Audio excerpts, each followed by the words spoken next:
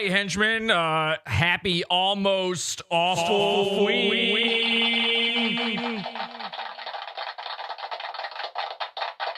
Or as the kids call it now, Kino ween.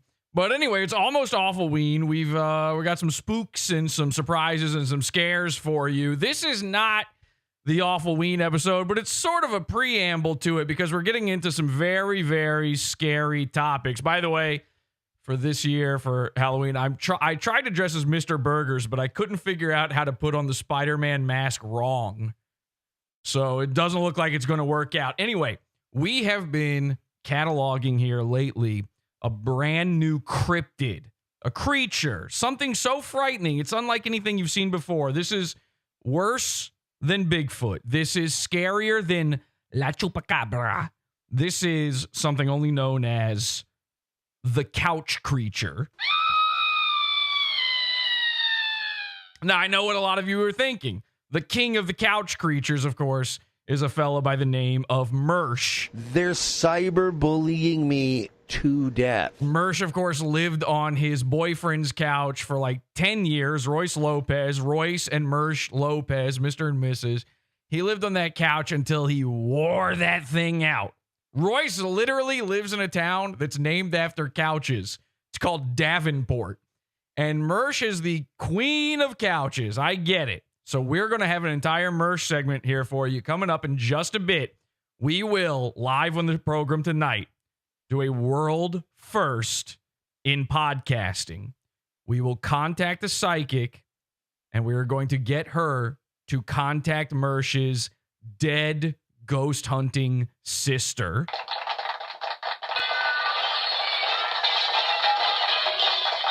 It's never been tried in the history of podcasting, but we will be doing it tonight. This psychic has no idea who Mersh is, no idea who the sister is. I've been contacting psychics all month long to try to make this happen, and finally tonight, you're going to see it just a little bit later in the program. But before we get to that, there's a guy that we haven't talked about in a long, long time, and his name is Rufio Pheonix. And Rufio has been putting out some content lately. He disappeared from the internet for a long time, okay? And all of a sudden, he came back. Now, why did he disappear? Well, we have the answer for you. And no, it's not just that Podawful tricked him into believing that his girlfriend was a victim of the Red Rooms, and then she was murdered, and then she was brought back to life using a necromancer, and then another girl that he was going to try to initiate a threesome with became a zombie who was undead, and then they were both taking over Rufio's soul, and he is some sort of ever-living being reborn again and again called the Pheonix. No, it wasn't that.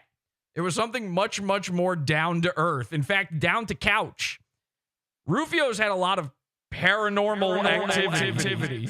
And I don't mean Chris Hansen style. I don't mean Predator stuff. He's had some legitimate paranormal activity going on in this behind the scenes. And when I say behind the scenes, I mean literally behind the scenes, like in the background of his videos. Take a look. Rufio put out this video just recently. It's called Calling Out Top G for use of LeVay's list of duck-billed platitudes. Try to type that 5 times fast into your Google search.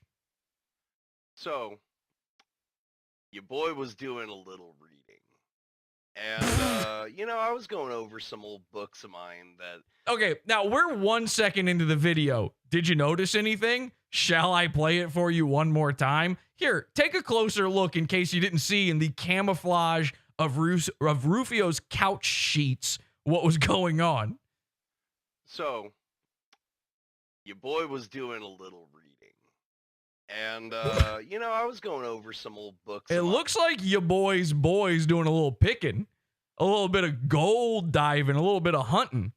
You see, there is, amongst the plethora of junk behind Rufio, there is hidden a man we now refer to as the Couch Cretin. And Couch Cretin, I guess, decided that the perfect time to start digging inside his ass would be in the middle of Rufio's big intro to his video. Now remember, Rufio disappeared from YouTube for a year, maybe longer at this point. I don't even remember. And when he finally came back, every single time he reappeared, there was a brand new, bizarre creature hanging around, lurking in the background. And one of those creatures was a lady. And that lady is the reason that Rufio disappeared. We're going to go over it tonight. This is Podawful. Second alive, you wanna die. Podawful makes it worse. On government lists, they want me to fly. Podawful quench your thirst. The future is near. Happy to be here. Podawful dreams come true. Space on the moon, just laughs at the goons. Podawful's watching you. Being fucking pissed in your Skittles.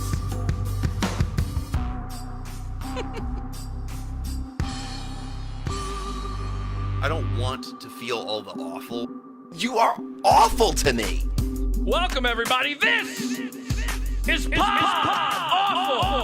Yes! You know I'm autistic, right? Happy to be here. Happy to be amongst you, the henchmen, everybody. Thank you for joining me. The goons. Oh my God, the goons this year have been incredible. And a classic return to form. Rufio finally showed up again just in time for Awful Ween. Again, Awful Ween, by the way, just so you know, Awful Ween is coming up on this Wednesday. This Wednesday, October 30th, will be the official true Awful Ween. And I hope you will tune into that. It's free. It's free for everybody, okay? No Pizza Fund episode. Free for everybody. We're putting it out there. We want everyone to see it. And it should be a good one. It's going to finally close the book, the final chapter on the Rufio Phoenix saga known as Finding Lila. This saga began, I think it was 4 years ago now. It's a long, long time ago. Lila Gold, one of our biggest henchmen, truly one of our biggest. She was like huge in the Podawful scene. She was behind so many of your favorite pranks and a lot of fun stuff. And she started dating Rufio Phoenix and she went missing. And Rufio claims to have had nothing to do with it. We have not heard from Lila in all of that time, years and years. Her family hasn't heard from her. We don't know what happened to her. And we will be closing that book for the last time. Finally, we have all the answers. I've partnered with a huge YouTube channel, and we've been working on this for 2 years now. The investigation into this, and you're going to see it this Awful Ween. It's going to be absolutely incredible. Prepare for Awful Ween. Thank you so much. The slowest burn, they're saying in the chat room. Yeah, it's an incredibly slow burn. People are saying happy to be here. Let me read the chat before we get into this. He looks amazing. Are you talking about me and my Spider-Man costume? Again, I'm trying to be Mr. Burgers. Mr. Burgers doesn't know how to put on a Spider-Man mask, but I can't get mine wrong enough to look like Mr. Burgers, so we'll see what happens. Red hair now. Yeah, a lot of people accuse me of having red hair, which is an odd one. Truffle hunting. I don't know why somebody said that, but good. Oh, the guy that, yes, Rufio's couch cretin, his couch creature was truffle hunting. He was finding something up this guy's digging. This guy is digging for something. Cool weed poster. They're saying, yeah, Rufio's become a whole new man. If you haven't seen Rufio in a while, this is a shocking image to come back to. Rufio, a little bit like me, Rufio's doing the Ripped by August challenge. And again, we'll get to merch in just a bit. Hold your horses, merch guys, okay? I promise you. Share that show. We'll get to that because that's going to be incredible. But Rufio has taken the merch challenge. He's gained a little bit of weight. He's lost a lot of bit of hair. In fact, he and Mersh are sort of merging into one uber goon, and it's going to make my life a lot easier. It's certainly going to make covering Mersh a lot more fun for me. And he's lost even more teeth, if you can believe that. So again, very similar to Mersh, a lot of dead teeth going on. And then, he got a girlfriend. Long story short, cut to the chase. He got himself a girlfriend. We've known about this girlfriend for a year. By the way, not a fake girlfriend, not a Podawful girlfriend. Okay. He didn't go fishing for this one. This is a real woman in his actual life. We've seen her on camera. We've talked to her. And this woman set Rufio straight. Now, when I say set him straight, I mean she kept him off the internet and stopped him from catfishing himself for the past year and a half or so. But she did, of course, also bleach his hair to be this beautiful, horrific orange color.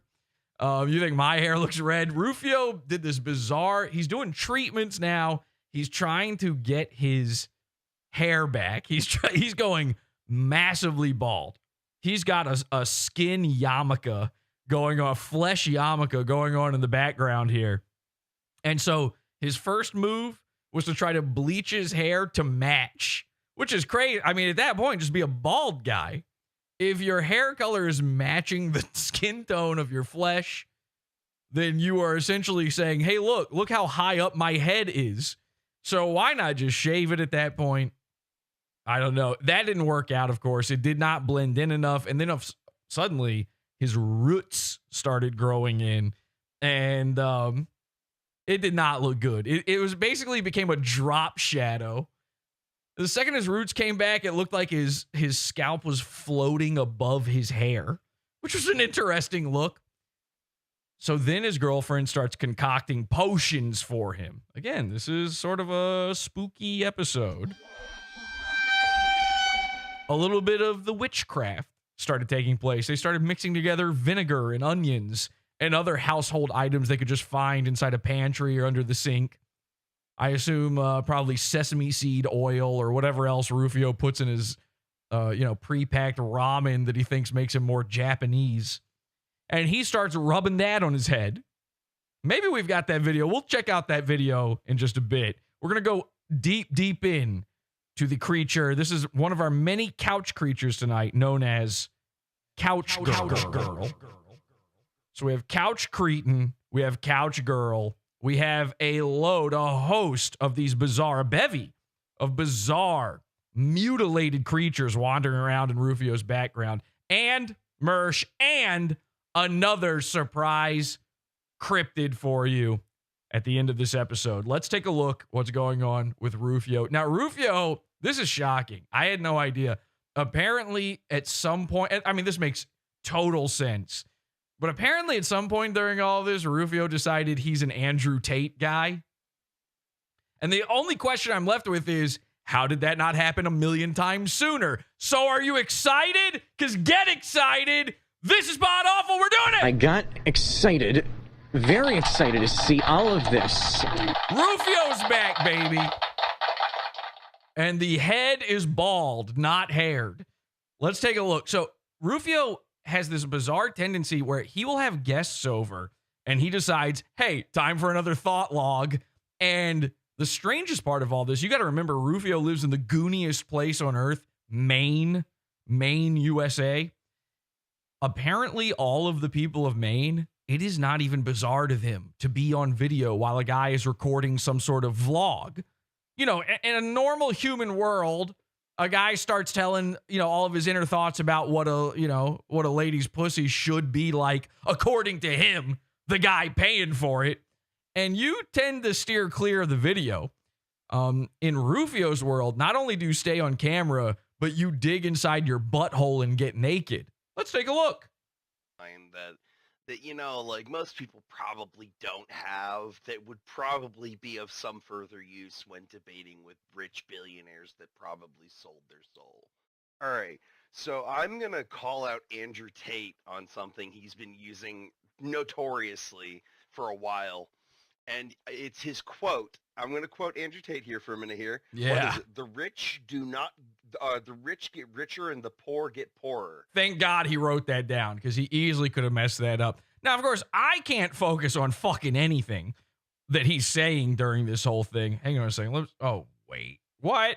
Wait, does that not work on here? Okay, no problem. I was going to put this on the big screen so you could see it here, but apparently that doesn't work. We'll just keep it like this. This is fine. Anyway, I can't focus on anything that Rufio's saying, because all I'm thinking about now is that guy who was picking in his butt earlier. Now, you might have known, listen, you'd have to really, really keep up with Rufio to realize this at all. But Rufio's place, despite the way it looks right here, is actually much, much cleaner than it used to be. And it's because he's got a woman in his life. Now, I heard through the grapevine that the woman had finally left Rufio.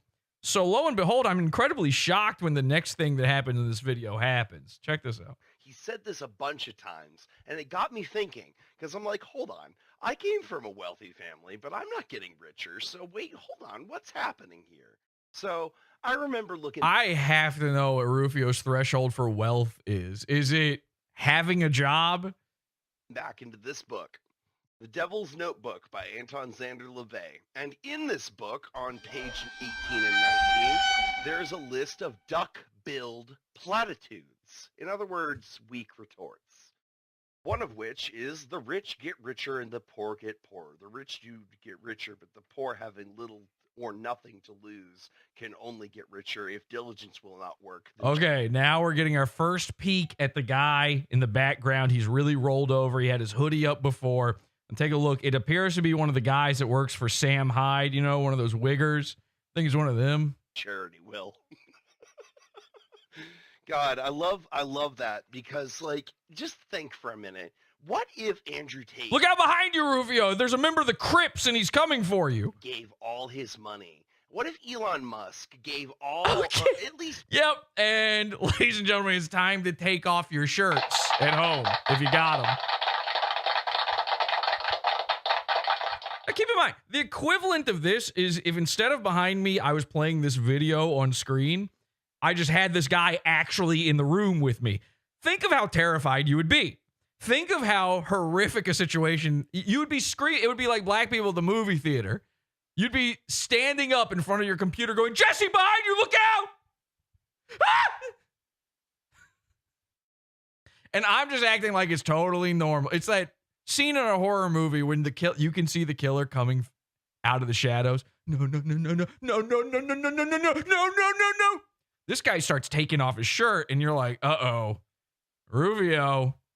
Now, is this your boyfriend? Like, I mean, this is such a bizarre thing. Rufio has been known throughout the years to be such a nice guy that he opens up his couch to any homeless vagrant that needs a place to stay. It seems like a nice thing until you remember that Rufio doesn't have a job, he's renting this place, which means his parents and you, the taxpayer, are renting this place. This has just become a flop house for vagrants. And this is a multi-unit building he's in. There are downstairs neighbors that probably don't want these vagabonds wandering in and fro. Speaking of fro, here's Rufio's couch cretin. Now, couch cretin appears to be, and I have to describe this for the audio people out there. There's people who just listen to the podcast version, of course, just so you get a good idea of what's going on here. This is in no way racist. It's just a descriptor. You know what black people look like? And then you also know what like a Hispanic loafer looks like. And then you know what like just a wigger looks like. Yeah, he's all of them. Somehow they all came together and decided to create the perfect storm of guy who lives on a couch. And of course, wigger, you know, we're going to talk about Mersh here in a bit. Wigger is like really the only necessary component of that. But when you picture in your mind, if you were to tell an AI, create the guy who sleeps on a couch, they would make this guy. In fact, it might be too good. He's got the correct number of fingers and everything. It's almost uncanny. a good, healthy portion of his money to the people. Like, no longer need. He's hairless, by the. So I don't know if there is some sort of sexual liaison going on between. This sort of is Rufio's Iggly buff. You know, there's a hairless, twink-like quality to this guy that instantly brings questions to a normal heterosexual man's mind. But Rufio is no homo. Okay? And I mean that in the black sense where you're allowed to say it for some reason. Rufio is man through and through. He loves ladies. He loves them like, I don't know, like this guy who sleeps on his couch loves his couch. Must feel pretty fucking nice compared to the pavement where he was before. Rufio will pick up literally any single freak, mutant or otherwise, crawling out of the sewer and go, oh, you need a place to crash? let me schedule you in. This is Rufio's B&B. This is Fionic's B&B at this point. You are welcome to his gyoza, his pan-fried gyoza, his steak and peaches and popcorn. Everything is on the house as long as the couch is open. Now, this is the toughest part. You know, there's a housing crisis, and Maine is no stranger to this either. There's all of these Somalians. So Maine has like one of the highest populations of Somalians anywhere outside of, you guessed it, Somalia. And it's becoming an absolute horrific crisis. They're overrunning the streets. They're flooding everything. So the housing market is crazy in Maine. Rufio's home is now booked up through. There's not even a busy season. The whole year, Rufio's couch, somebody's got it locked down. Rufio might as well be running a soup kitchen.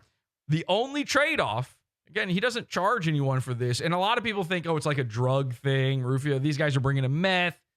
They're bringing him weed, whatever. No. The only trade-off is how comfortable are you appearing on Podawful? Because it's going to fucking happen.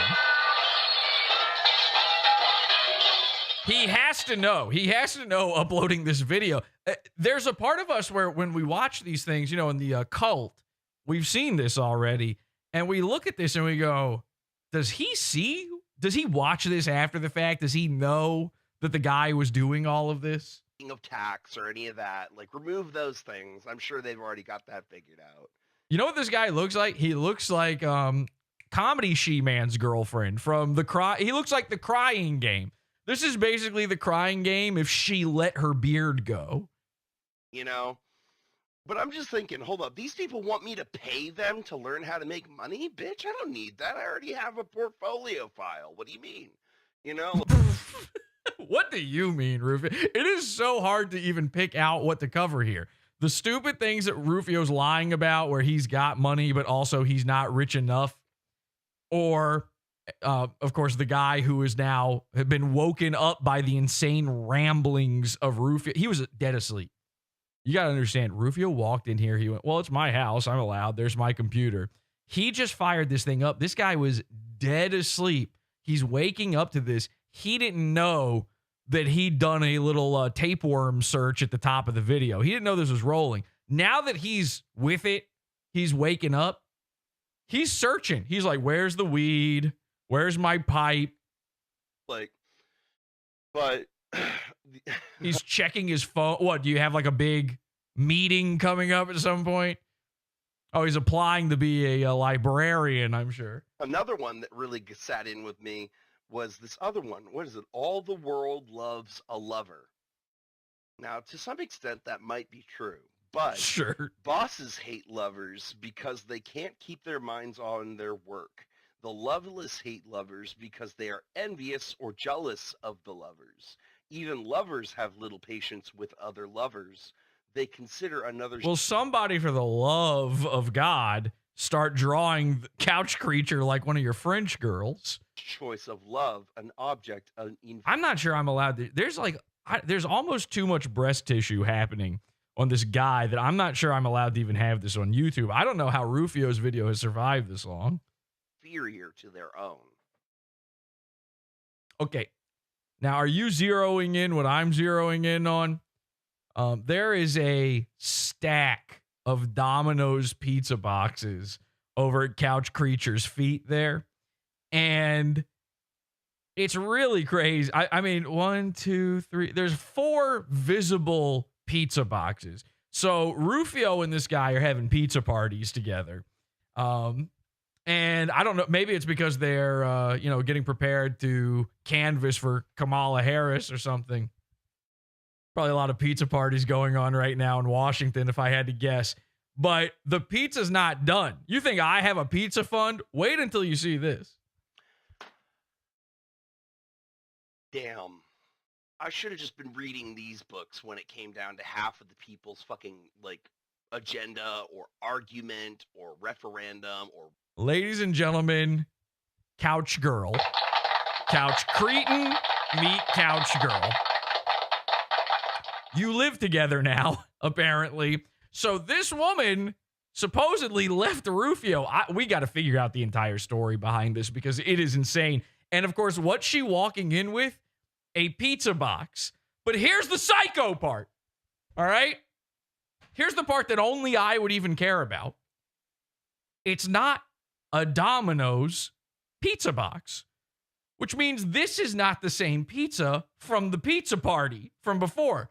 They're doing pizza every day. They're sampling. They're trying out new things, seeing where it goes when it comes to pizza. And this girl, when she first walked in, let's roll this back. She has been dealing with Rufio's thought logs for long enough now that she shouldn't be shocked by this, but she still is. Look at this. Damn. I should have just been reading these books. Look at her. She stops dead in her tracks When it here came for down just to a slight moment, just the tiniest little moment. Damn. I should have just been reading these books when it came down Whoop. to half of the people's fucking, like, agenda. Now she's trying to seem cool with it. She's trying to like, okay, act cool. Don't let him know. Trust me, honey, he's not going to notice. He doesn't notice the guy digging himself. This man might as well have a fucking highlight scoop or something going on back there. He is the treasure could not be buried deep enough for him not to find it.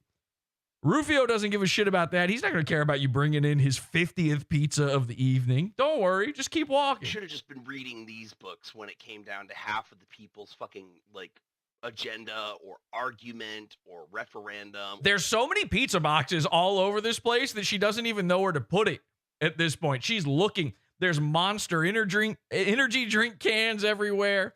They're having to clear off. Now, this is kind of an interesting thing. Couch Cretin, he starts sliding over, making room, not for the pizza box, but as if he thinks the Couch Girl is going to climb into their mutant sack and they're going to get to whatever they get up to. They're about to make they're going to make a love seat together. Or rhetoric in general when regarding anyone popular on social media. They keep Look, she's having to clean. She's tucking cans under her arm. She's picking up a half-drunk ginger ale. talking about how y'all have kind of like sold your soul to the devil. Oh, yeah. By the way, Rufio's talking about the devil right now. Did you even remember? How could you? Rufio, before you upload it, just zoom the video in right on your face. Now, that's distracting enough already. But at the very least, maybe I would have noticed by now that not only are you covering Satanism in an Andrew Tate video, but you also keep calling the guy Anton. What is it? What is his middle name? Anton Xander LaVey. Rufio will fall for anything like this, anything that makes it seem even more occult, even more otherworldly. He wishes, he prays that he was smart enough to have come up with a cool fake middle name. You know, his name ain't Rufio Phoenix. He lies and says that's his legal name. His name's fucking Brandon. All right? And his middle name's Michael. Maybe some of the most Anton LaVey, I don't know what his real name is, but if I had to guess, it's Tony Silverstein. I'm just taking a wild stab in the dark here. And at some point, Anton LaVey was like, well, I'm the devil. I'm like basically Satan's boyfriend or whatever. I don't know what Satanists believe. He's the Muhammad of Satan. Which actually, now that I think about it, maybe Muhammad is the Muhammad of Satan. But anyway, he was like, I got to have I can't just be Anton LaVey. I mean, Anton LaVey already sounds pretty evil. It does sound like a guy who not only is bald, but has a mirror universe goatee. What else can you do? And then he does this. He goes wild with it. He's like, my middle name is Xandor. And they're like, oh, you mean Xander? Like XA? That sounds pretty badass in X. And he's like, no. It's even crazier. This is how fucking embarrassing Satanists are. No, it's actually spookier. It's with an S, like a snake. And they're like, that's not that cool. He's like, what if I told you there was a Z in there too? Huh? And they're like, where? Where would the Z go? What about after the S? It's very kind of honestly black of him to do. But Rufio, they print Anton, as if there's another Anton LaVey.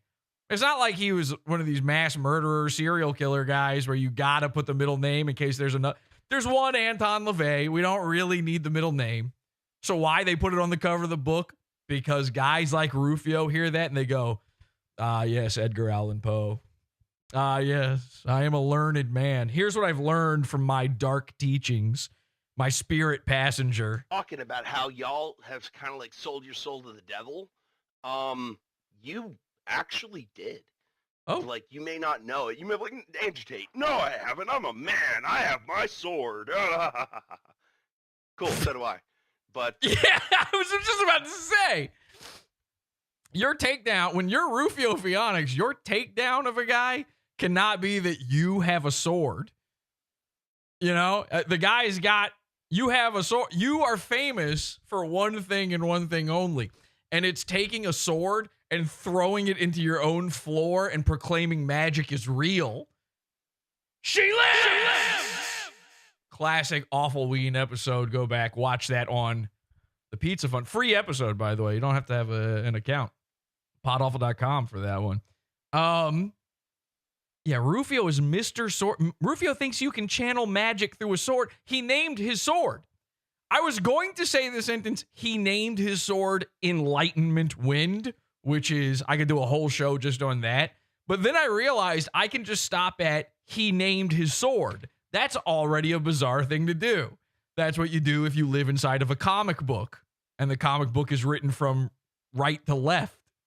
I have you right here on page 18 quoted before your time. Ooh, you see that? That's a mysterious, that's one of these satanic hand symbols that he's doing. And he's also attempting to cover up the fact that Couch Cretin is about to start jacking off, probably. Get good, scrub. Ladies and gentlemen, the Rufio Pheonix.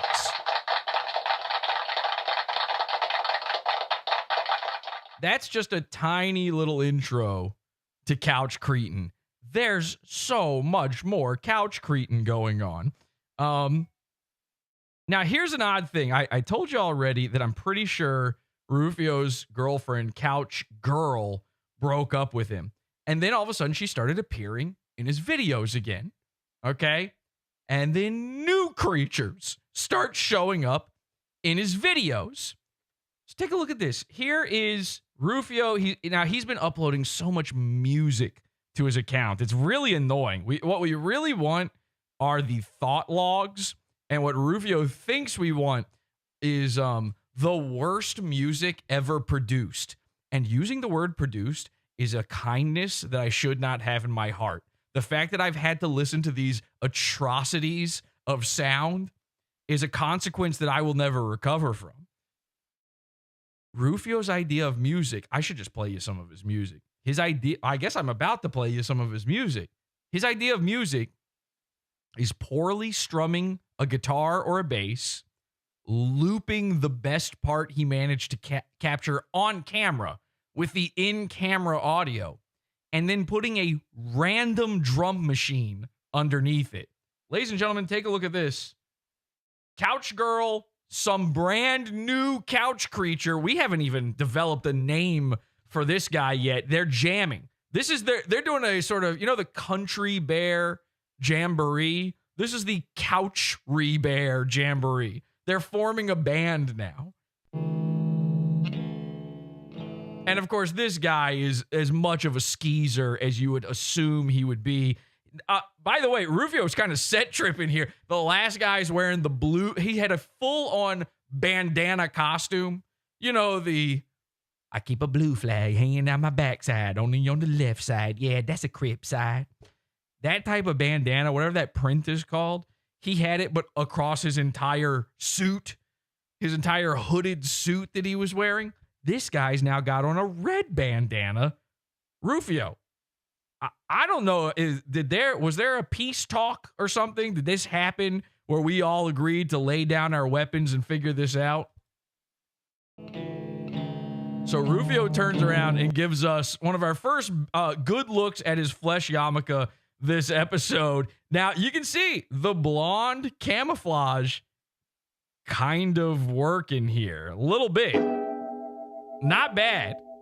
Could be worse, but this is an older video. Things got a little out of hand a little later on. Ooh. Let's zoom in a little bit. Now, Couch Girl is sitting there. And Couch Girl, we haven't really talked about the way Couch Girl looks. Couch Girl, how do I best describe her? Have you ever heard of a blue whale? Imagine if it was black. Now, I don't mean she is a black person. She's wearing black. And I don't mean she would be blue otherwise. She is pale as snow. But a whale is actually not a good enough descriptor. She's sort of got a Boss Nassian, sort of Bib Fortune-ish kind of, what do you even call a gobbler? She's sort of got a bit of a goobler going on underneath her chin here, and she's retracting her head into its shell until the fleshy shell sort of builds itself up. She's sort of listen, fellas, you know when you jump in a cold pool? Her head's about to do that from the terrible sounds coming out of these guitars. Okay, she's doing stank face. Now, usually, if she were a black whale, she'd be going, ooh, and it'd be a good thing, Black guy hears a good beat the first time. He's like, ah, yuck, yucky. She's doing stank face, and it could be her disgusting big bare feet. It could be that ass that don't quit, but I wish it fucking would because now it's fired. It could be these stenches that are being released through the stretched to its fucking limit lycra around her thighs and ass. It could even be the, lost bits of Cheeto and Dominoes inside these folds on her arms. It could even be a little bit of steak and peaches that have found their way between chin number 1, chin number 2, and chin number 3. It could be any of those things that she's making that face at, but I have a feeling it's probably this music.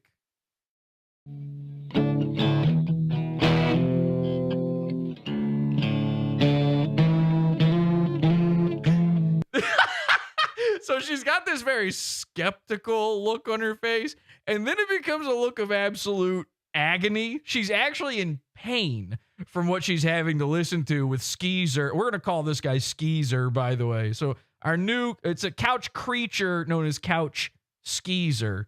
Couch Girl. And by the way, Couch Girl missing a tooth. The perfect woman. Rufio's perfect woman. If Rufio was on an elevator and the doors opened up and his perfect woman walked in, by God, I tell you, she'd be missing a tooth. Her neck would be bigger than her chin. Her head would be retracting into it. She'd probably have a fucking cock. And he would have gay sex with her instantly.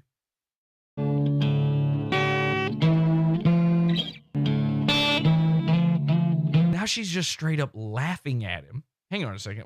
You know what I'm going to do? I know how to fix my little problem here. We're going to take this. We're going to put it over here. And then I think we should be able to do it. Yeah, look at that. That worked. Yeah, let's take a good hard look at this. So watch her just straight up laugh at them. Now, all they're doing is tuning up right now. And it's still enough for her to be like, wow, really? This is what we're doing? He cut it. It was so bad. There was Rufio never edits. And he cut out her just bursting into laughter at whatever sounds he was making. Yeah,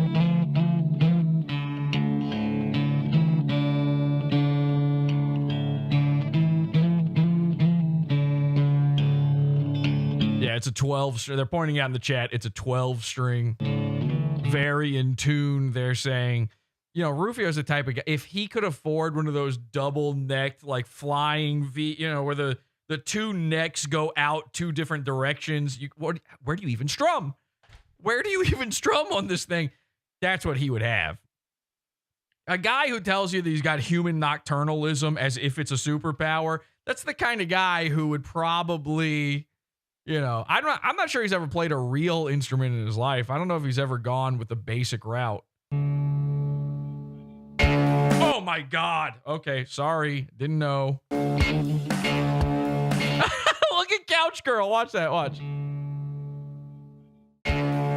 Okay, so Rufio starts playing. I don't believe that this is his guitar because I just noticed that it's got a black power fist on it. But hey, if it is your guitar, Rufio, thank you.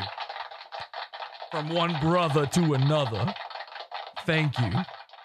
Now, from this angle, by the way, from the side view, you can kind of make out the flesh yarmulke a little bit better because it becomes this like odd slope in the back of Rufio's head where it's as if somebody just cut off a piece. It's like somebody's literally cutting corner. God cut corners when he made Rufio. No surprise to anybody, but now we can see it with our own eyes. And then look at Couch Girl. She's making this face like, oh, what are you doing? And this is going to become a running theme in this entire episode. Rufio is such a kind soul that he allows these mutants to live on his couch, presumably rent-free, just like him. He is so nice, so magnanimous. He opens up not only his heart, but his home to these vile creatures. And they continuously, over and over again, have the absolute nerve to treat Rufio with disrespect in the background of every single video. I'm not talking about just taking your middle finger and going in for a swirly. In the background of every single one of these videos, these people are openly mocking Rufio. For exactly 1 year now, we haven't really covered Rufio at all because he hasn't been on the internet. And somehow, in that absence, Rufio managed to not only find one real-life Podawful to make fun of him, his own girlfriend, but he's managed to let in 1 million of them. Podawful now exists in the minds of these Maineites who are taking up residence at Rufio's home. I'm not kidding. I wouldn't be shocked to find out that one of these sick freaks is a henchman. Podawful now lives rent-free, not only in Rufio's mind, but his couch. This is happening. Take a look.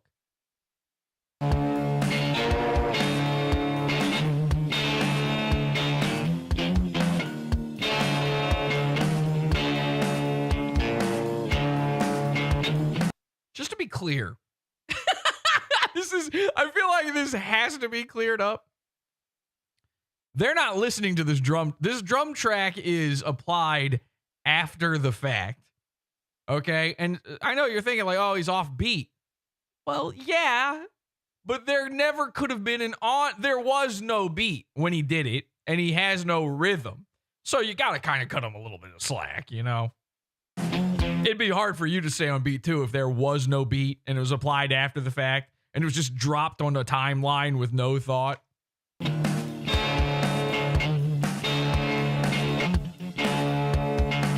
Podawful owns your couch. They say in the chat room. That's right.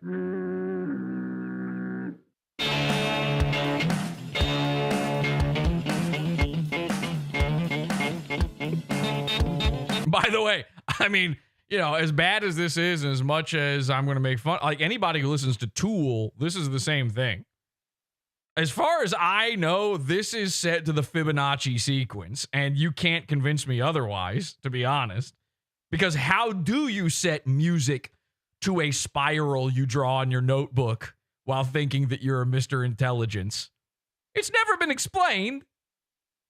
You know, as many times as these people say that these guys are, you know, mathematical geniuses creating this music, I've never had anybody tell me how music lines up with a golden ratio at all.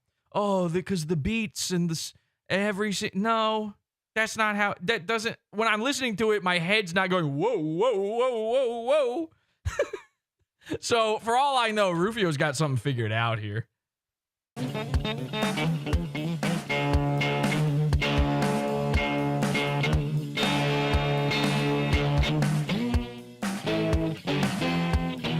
Now, Skeezer's back there, and he's just talking with Couch Girl. He's acting like none of this is even happening. They're just having a good time. They're probably smoking Rufio's weed. And Couch Girl is violently laughing at Rufio every single time she looks over at him.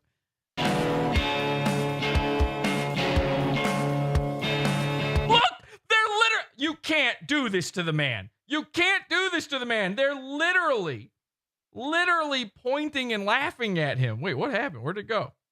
That was weird. Oh my God, we've lost our place. Okay, well, I just got to find the part where she literally sits up and points and laughs at him and looks over at Skeezer and goes, "Can you believe this? Can you believe this idiot? I'm dating him." Look at this. Look. She's going, "See, he's recording. Can you believe it? He's fucking recording this right now." No, not us. Don't worry. Not us. He thinks that he's playing well. I'm not kidding. This is what they're doing. They're sitting on the couch. They're going, "I'm not kidding. He's going to just drop a random drum track over this." Yes. Go subscribe to him on YouTube. You will never believe. Have you heard of Podawful? You have? You're from the Discord too?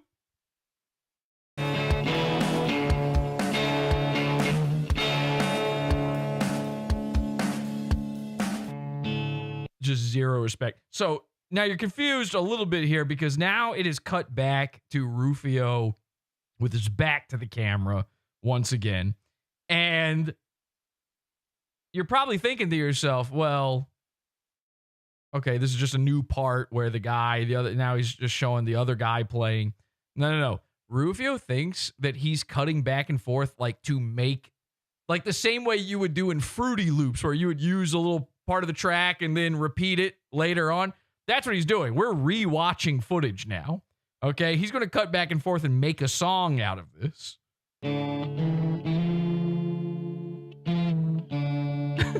For some reason, he does a Pepsi product placement in the middle of this. Oh. And then I noticed something. Rufio turns around and gives one of the most evil looks I've ever seen to camera. Well, I think you're going to be very happy knowing you don't have to worry about me like shitting my pants. He looks dead at us. It's as if he knows. It's as if he knows that Podawful will one day be looking at this very moment. And he wants me to know, oh, no, Jesse.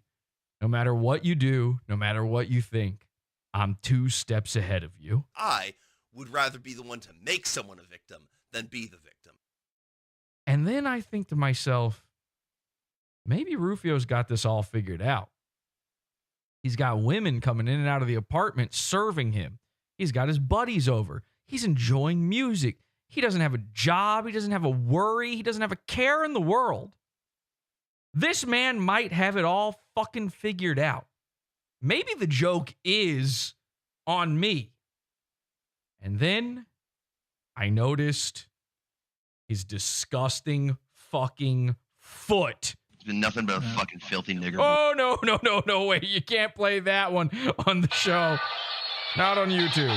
Sorry about that. Never mind. Okay, take a close look at Rufio's foot here for a second. Now, maybe with it not being in motion, it's kind of hard to tell. Let me just back it up a little bit here. But I just want you to focus in on the soles of his feet. Because a lot of people will tell you the sole of the foot is the window to the soul. But this window is covered in soot. He has pads. It's like a dog's foot. I might as well be seeing a dew claw hanging out the back of this thing. It is a layer of caked on filth so thick that Rufio no longer requires shoes. He's true Shabudin. He's Ninja Shaputin or whatever that fucking word. He's a Ronin. He's a traveling man. He wanders around.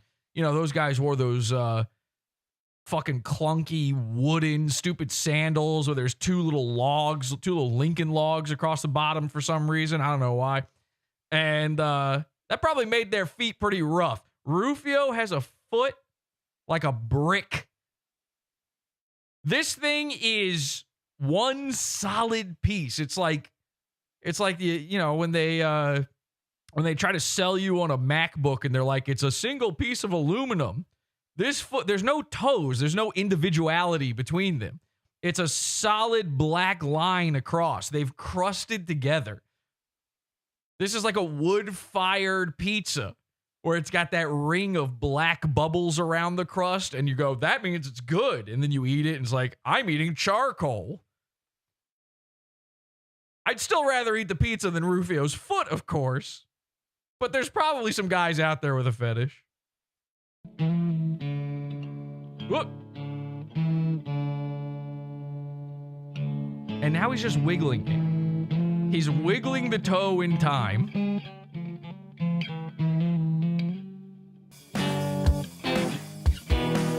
And then I remember Rufio has claimed many, many things about his heritage. He's claimed he was Japanese. He's claimed he's Irish. He's somehow 100% Irish. He's Japanese. He also has claimed that he's Native American. And I realize now what tribe he's from. The Sioux.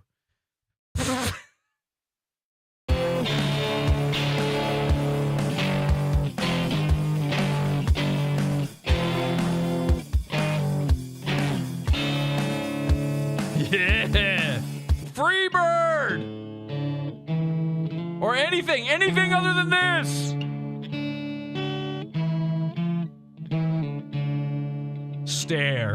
Stare deep into the foot. Know the foot. Love the foot. Smell the bouquet.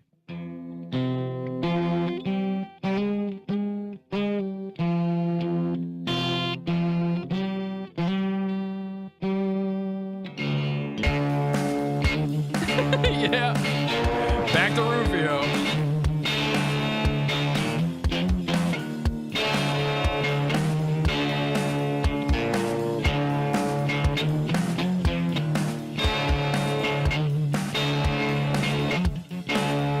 It's got a real great beat you can dance to.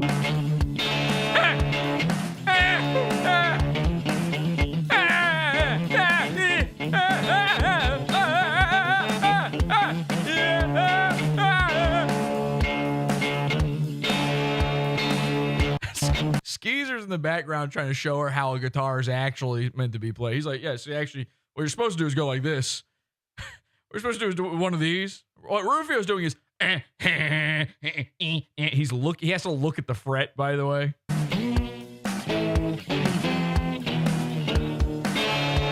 And then she laughs. He just explains to her how a guitar works. She goes to check in on Rufio, and she does a giggle when she sees what's actually going on. Thank you. And Cole figures it out in the chat. So what was she doing stank face to at the beginning of this video? It was, of course, Rufio's fucking foot.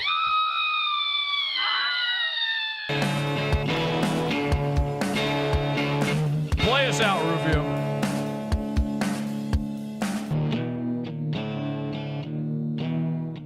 This is a song.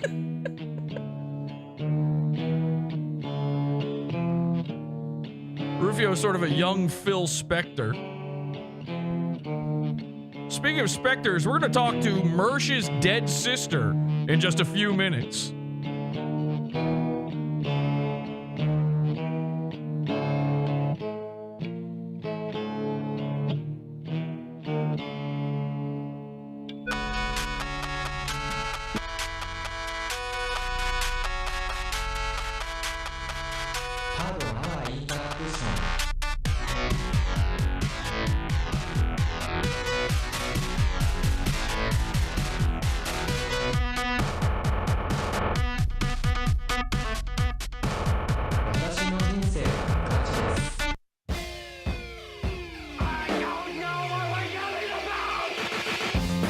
Support the show. Join the pizza fund. Podawful.pizza. Pizza.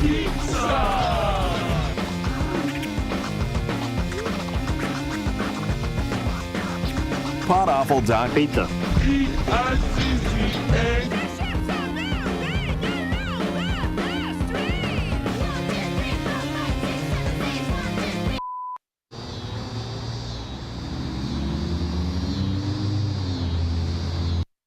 Okay. In the chat room, Strib says building a wall of round. Love it. So we're gonna call our psychic. I think this is I think she's ready now, finally. We're gonna open the show with this. I've been trying all month to get a psychic on this show. Psychics really don't want to do this sort of thing anymore. So I'm gonna be honest with you guys, she doesn't have the link to the show. I realized at a certain point I have to lie to these psychics and tell them. So I've been telling them that I am from a show called Paratalk Radio. Okay. So my name is Ted Van Son and I'm from Paratalk Radio. And if you recall, Ted Van Son is a goon that we also ran off the internet permanently. He doesn't do his show Paratalk Radio anymore because he was discovered to be normal. The kind you were thinking of, come get 'em boy style. So she thinks she's about to talk to Ted Van Son of Paratalk Radio. It's the only way I could get anybody to agree to this event. Let me just check in and see if we are ready to go here because I just saw she messaged. All right, let me check.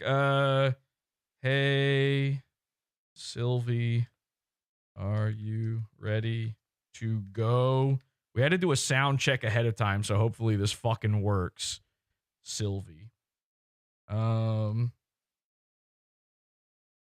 right, she's typing. Sure. Okay, so ladies and gentlemen, Psychic Sylvie. Now, Psychic Sylvie, I did a far and wide search for Psychic Sylvie. Psychic Sylvie happens to be from the New York area, where, of course, Mersh's sister is from. Now, if you don't know, actually, let me open this up here real quick. Open link. Yeah, this is Mersh's sister, which I think is probably important to know. This is, of course, a lady by the name of Tess Raven Shield. And if you don't know the full story, we've covered her a little bit in the past before. She was a ghost hunter. And we respect her. She was a friend of the show. We respect her immensely. She was. So this, by the way, we do this with full regard and respect and everything. All right. I'm actually doing this hoping it'll be kind of a nice thing for Mersh. You see, Tess Raven Sheely was Mersh's sister. And I say was because while we were live covering one of Mersh's most bizarre, most made fun of meltdowns of all time, where he had literally shaved himself bald and was telling me that he was molested, we actually found out that Mersh's sister had passed away. Actually, it was right before that. It was right before that. That's what led to the meltdown. I'm sorry. We were live on the show. We found out that she had passed away live while making fun of Mersh for being a big fatso. Okay, hang on a second. Let me just tell Psychic Sylvie something here. Oh, she doesn't know how that works. I will call you. Don't worry. Just 1 second. Setting it up. Okay, so yeah, Mersh. We found out live that Mersh's sister had passed away, and it was kind of hard to keep doing the show at that point. I felt bad for Mersh. And somehow, despite my generosity of sort of lightening up on him after finding that out, he had this insane, epic meltdown. And his family started to GoFundMe for Tess, who, by the way, I don't think her real name is Tess. I think her real name is Diane. But she apparently went by Tess. She was also known as Raven. And, of course, she was a ghost hunter. I figure what better time of the year than right around Awful Ween to contact a ghost hunter. Now the hunter has become the hunted. So I was thinking like, okay, maybe I can find a ghost hunter or psychic, somebody. I went far and wide trying to find somebody. I found this Psychic Sylvie. And she finally was the only person who agreed to this. I don't know if she's any good. I don't know how this is going to go. I should probably show you real quick this. Speaking of couch creatures, Mersh, of course, is the original couch creature, and we have a wild buffalo hump Mersh spotting. This is real. This just happened last night, apparently. He didn't tell anybody he was doing a live appearance. He never does because he's afraid that Podawful will show up, and he knows that people will make fun of him. And then he took this photo where he's wearing a shirt that says Guns for Lards, And this is a shirt he's had for years now. You would think he'd just get a new one printed, but no. His idea now, so we've made fun of him a little too often for wearing the blazer to hide the krang in his belly. So now he started wearing, I was going to say that somebody beat me to it on Twitter.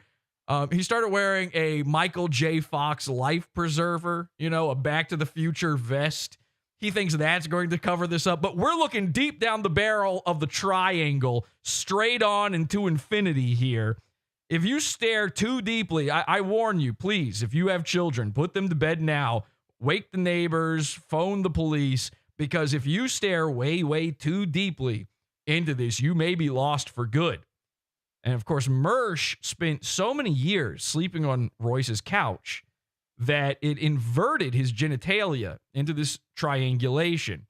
I don't know, maybe the psychic will know something about that as well. So let's call our psychic Sylvie, and see if we can get her on the line here and see if we can find out a little something. I'm not giving her any info ahead of time, by the way.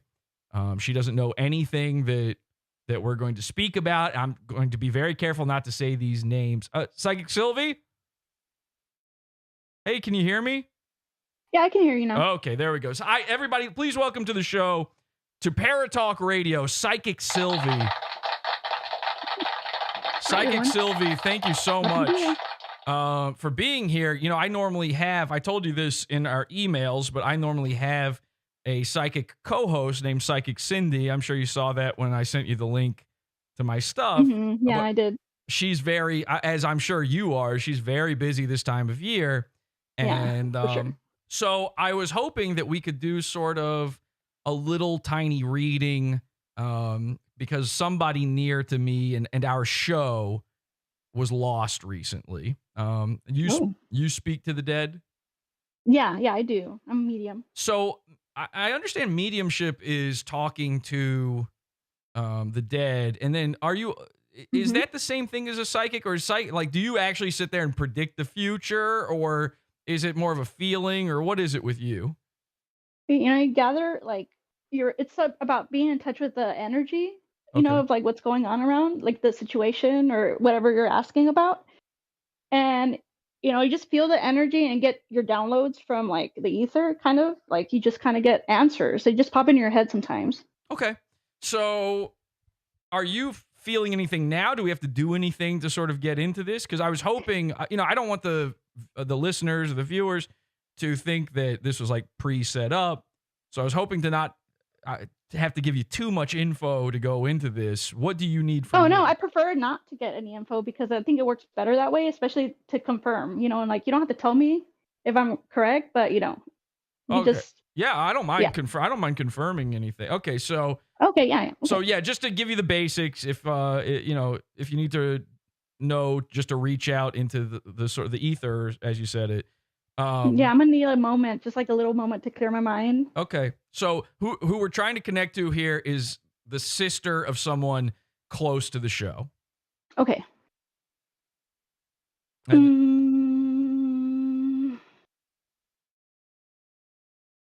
Okay. Are you picking Spirit. The acquaintance of this Jesse PS. A sister, you were saying? A sister. Yeah, a sister. Okay, sister. All right. Okay, I'm seeing a female. Female, you know how it is these days. No, I'm just kidding. Female. Oh, okay. Yeah. Yeah, female, but she looks, I don't know, she's got an interesting look about her. Yes. Like seeing her. Okay. Yeah, she's very like dark sided almost, like a dark soul, Okay, yeah, that actually does make sense. I think we might be on the right track. Interesting. Do you see a name or anything, or do you? Yeah. It starts. I don't know. I'm getting two names. I'm getting one with a T. Okay. And then one with a D. T. Yeah. Well, that actually does make sense. I think we're on the right track here. Okay. Yeah. Tessa? Does Te- that sound like anything? I don't know. Tesla. It's weird. Well, Like, is Tesla is that an Jessica? all right. Can I be honest with you? I'm a skeptic. So Okay. my job on the show when I'm with Cindy is I'm sort of the skeptic. She's the psychic. So I don't want to give you two, but you did say Tesla, which is just an electric car. Yeah, it's weird. I mean, yeah, it is weird. But wait, why did you say weird? Yeah, it's just like because it's like a vehicle, right? Getting some symbolism coming through. Just I have to give it time to focus, like the image. It looks like it's a vehicle. A A vehicle? vehicle Okay, was there a vehicle or I'll be honest, I was actually kind of impressed so far, and now you've lost me entirely. A vehicle? What does that even mean? What do you see? just like a wreckage? But I'm sorry, this is kind of this is a different energy. I'm sorry, I forgot to mention like it's a different energy. But we can get back to the what you're because like I'm trying to connect back to this Whoa, energy. wait. I'm sorry. You're saying a different spirit is sort of giving you this image, or what? Yeah. It's weird. It's just like it's related to this one in some way. I'm not sure. Maybe if we figure out who Okay, this person is. so I'll tell you this much: the person we're talking to is Tess, or that I was Uh-huh. hoping to talk to is Tess. She's the sister of someone I know, and there is sort of a vehicle involved. I mean, yeah, that actually is right. Oh. She didn't die from anything involving a vehicle. So No. that's wrong. hmm What are you seeing? Like a I don't know. It's like sometimes the spirits will tell me, with their words, and I just thought this would be kind of funny to quote. It just sounds so funny. And it's a younger gentleman, and he's saying it's like it was like a Paul Walker scene. Oh my I think god. Yeah, he died. Okay, so yeah, her son did die Paul Walker style. Is that what it is? yes, that's it's actually funny, but Well, it's not I funny. didn't want to be disrespectful. I just don't. Well, I don't find that funny at all. But her son did crash and die. Yeah. Oh, okay. So you've actually you're in contact with her son as well, because he crashed his car and obliterated. He burned up, and then she passed after him. Yeah, they've been kind of yelling over top of each other, sort of. It just seems like that energy, that frantic, very disorienting energy. Wow. Very chaotic, very chaotic. They're so tortured. It seems like. Why? Well, what makes them seem so tortured? Do they say anything? It's just like so much hatred and anger, and No, she loved her. I'm not going to let that stand. She loved her son. I don't, as much as I well, all right, I'll just say this. The guy that we're doing this for, he and I don't get along so well, but even I won't stand for that. She absolutely got along with it. No. Well, no, like the spirits are not mad at each other. They're mad at me.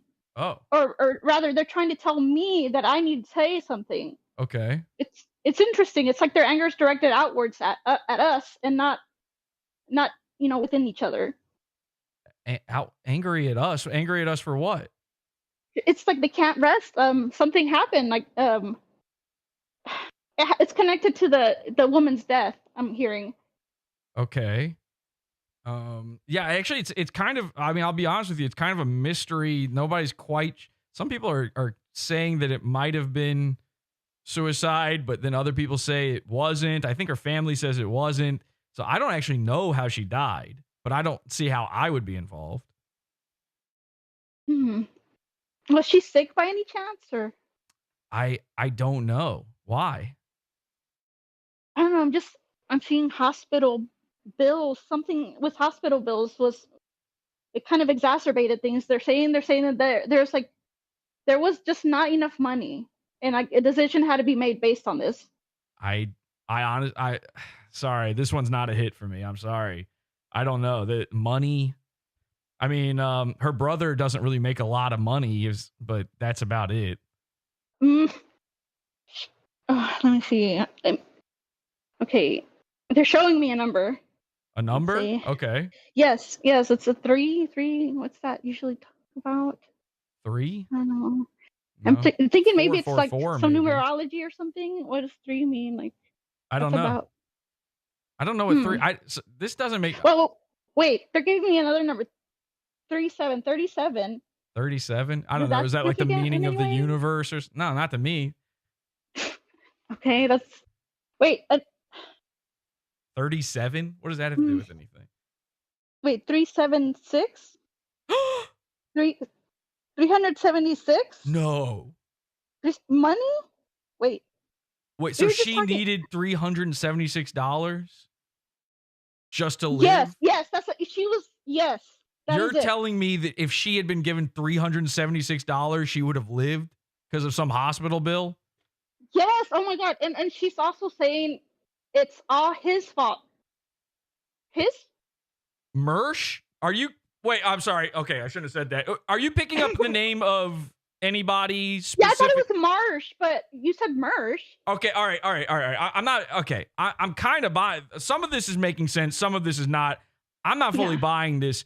If you can give me even the beginning of because his name's not really Mersh. If you can even get kind of part of the way there, then maybe this is something. Okay. I see an M. Well, that's Mersh. I mean, they're telling me the name. I don't want to dox, because if this person, you're telling me this person's still alive. You know what doxing is? You're a psychic. You know what doxing is? Well, that's what they're telling me that he's been talking alive. about. Yeah, I mean, he's sort of alive. He's kind of Because they're barely watching hanging him. on. You know that the dead watch you. If you call that living. Sorry, that was disrespectful. Sorry, that was just, I was playing a sound effect. That was disrespectful of me, to be honest. But yeah, I mean, part of him is alive. I don't know about the whole thing, but yeah. Okay, yeah, because they observe him and they're angry. I think they're. But yes, they're saying Mike Sheely. Oh my God, you're the real deal. That's incredible. Is there anything else? Is there anybody? Okay, like for instance, I don't know if you know this, but his sister was a ghost hunter. So I thought that was kind of fascinating that she's a woman who actually had a little bit of psychic mediumship abilities herself. And she would go around ghost hunting in Long Island, which I know you're not far away from, in like the Mastic area of Long Island. She's part of this ghost hunting team. So I was wondering, I assume probably some spirits or something have kind of surrounded her in the afterlife, considering her connection to them. Is there anything with that?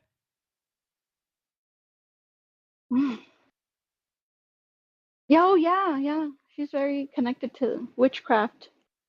Witchcraft? Yeah, she was kind of into witchcraft. That's true. Oh my goodness. Yeah, I think I'm getting something about another. Oh, her mom. Okay. There's a mom. I guess, does he have a mom that died too? Yeah. Is she on the other side? It's weird. It's like she's further. Well, they're telling me that because I can kind of hear her, but she's so far away that I can't really make it out too well. But they're telling me that she's in hell. I'm sorry. That was. She's saying her mom's in hell. Yeah, and they're saying if she had lived longer, she would have been able to break the curse that put her there. Oh, there's a curse now as well? This is getting crazy. Yeah, she's been messing with the evil spirits. It sounds like the spirit realm is furious with her. Yeah. Are there any other spirits? Oh, well, what about Mersh's dad? His dad's dead too. Is he over there? Oh, that's. You can just say it. You listen. Anything you're picking up, just say it. Okay. He's in the other side of hell. He's on the other side of hell. Like, yeah, he's just walking away Jewish from it. heaven. Yeah. I'm glad this is so funny to you, a professional. This really I'm sorry. Like, it's just, you know, she's still complaining Oh, about him well, even now. Is he saying any? Are you able to reach people in hell? How does that work? Are you able to speak to the dead in hell? No, I'm talking about the daughter. She's still saying like all kinds of crap. Okay, I see. But She's yeah, kind of talking she's shit. confirming. Yeah, she's trying. She's really upset about the 376. Are you able to pick up what happens? You know, can you speak to people in hell? Yeah, I can try. What does it, if you can contact Mersh's father, because he referred to his father as a lolcow, a local lolcow. I would love to hear if Mersh's father had anything specific to say about him. I've always wondered this. Okay. Mersh's father. Yep. Okay. Yes, he has nothing. I don't think he remembers Mersh. Or wait, no, that's not true. That would be crazy if he didn't remember his own son. Yeah, it's. I mean, he abandoned him in a way. It seems like. Yeah, he did maybe kind he's of trying to abandon atone him. for that. He did kind of abandon him. What about, is there anything to do, like, okay, so I'm not trying to lead you too much here, but, you know, Mersh did recently do this whole stream about an event that happened in his life, and we're kind of torn on whether or not this happened. Does his father have anything to say about that? Do you pick up anything? He says he's sorry, something like that. He's sorry? Yeah, something like that. For... Like he's just apologizing. For... I'm sorry, I'm not trying to be disrespectful, but it just seems like he's being molested? Is that what? Oh my god. Okay, I guess it's true then. I'm sorry, it's just such a heavy subject. I gotta be honest, I was a skeptic going into this, but all of this is lining up. All of this is making sense. The only... Are you able to talk to dead teeth? It's so funny you say that. I mean, I was seeing, when I was trying to connect to this energy, I did see that imagery come through of teeth, of kind of gray, almost dead teeth. Are they in hell, or did they get to go to heaven because they escaped Mersh? Oh. I guess you don't go to. I guess you don't go to heaven if you commit suicide. So, yeah. Okay, well, I guess I've only got one final question for you then. I've always wondered this. Like, now that I know that teeth are in heaven and, you know, you can speak to all these other people, you know, Mersh's you apparently heard from Mersh's nephew. Mersh's nephew actually killed his best friend in the car, in the Paul Walker style car crash that he died in. Are you able to get anything off of his best friend? I don't know the guy's name, but. Yeah, I mean, yeah, I do see somebody there with the other spirit that I was talking about with the I can confirm. I can confirm if you've got the right guy. Does he look like a burning, chattering skeleton, like a blackened, so like sort of like the crypt keeper on fire? An urban sort of looking. Yeah, probably. Yeah. Okay. Yes. And he is screaming. He's definitely upset that he's having to be around here for this. Like he didn't even need to perish. He's saying. Okay. Well, I mean, I'm dressing it up. I'm so sorry, but yeah, he's definitely upset and he is burning. Okay. So this is he keeps getting roped into these things. I think it's it's a different thing. Amazing. I mean, honestly, I'm now a believer. Well, Psychic Sylvia, is there anything else? Oh, wait. It's funny you mentioned teeth before, because I'm getting something, and I didn't think this was possible. Honestly, it's not even, it's a man-made object, so, you know, there's some times where you can get haunted by. You're saying like an object that is, a man-made object that like a non-organic sort of thing? Yeah, it just gets infused with all the energy from like its, you know. Oh, right. Its Like owners, you know? Like psychometry, clairsentience. I've heard about that. I've heard about that. Yeah. Okay, sure. What happened? Well, I'm just kidding. It's like, I mean, it's funny in a dark way to me because, you know, I mean, but it's an object, so I feel like I can laugh. Yeah, go ahead. It's, he's he's also mad at this merge. Wait, you know, he's just, wait. This object is this. So you're contacting a dead object that's mad at Mersh? yes. Okay, I'm what is sorry. I'm so sorry. It seems absurd, but it's a couch. it? A couch. It's like a very beaten down couch. Yeah. Is it anybody in It's just the particular? energy. Anybody in particular's couch? Yeah, that's the funny thing. It doesn't even belong. It didn't belong to Mersh. Oh no, It belonged wouldn't. to It never does. like Mersh was only sleeping on it. It seemed like, but he didn't actually own it. It looks like he has a very. I don't know. He looks strange, like a kind of like a giant baby. Sort Yeah, of. that's the legs Royce. are very Yep. thin. That's 100% Royce. You nailed it. And I stick Yeah, enough yeah, things that's in my a- butt, I'll make the most money. Yeah, you found it. That's man. So Royce's couch died from Mersh sleeping on it and crushing it. Is that what you're telling me? Yeah, and just all the general abuse that one puts a bed through. Okay, well, Psychic Sylvie, everybody. By the way, Psychic Sylvie, very, very unprofessional. I got to be honest. I can see why you don't have any work this time of year, like all the other psychics. Your bedside manner here, laughing about the death of a woman and her child, and that child's best friend that he murdered in a car crash. Really, kind of beyond the pale. But thank you so much for joining me. Oh, well, it was. Thank you. Oh, do you have letting me anything? Do you this. have anything you want to plug? No, not at all. Okay, see ya.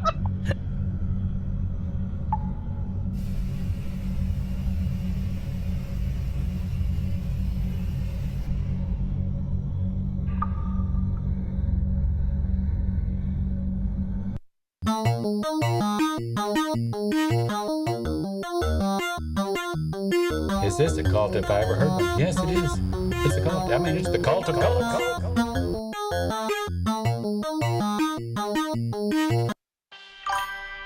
Can you say Podawful is the best show on the internet?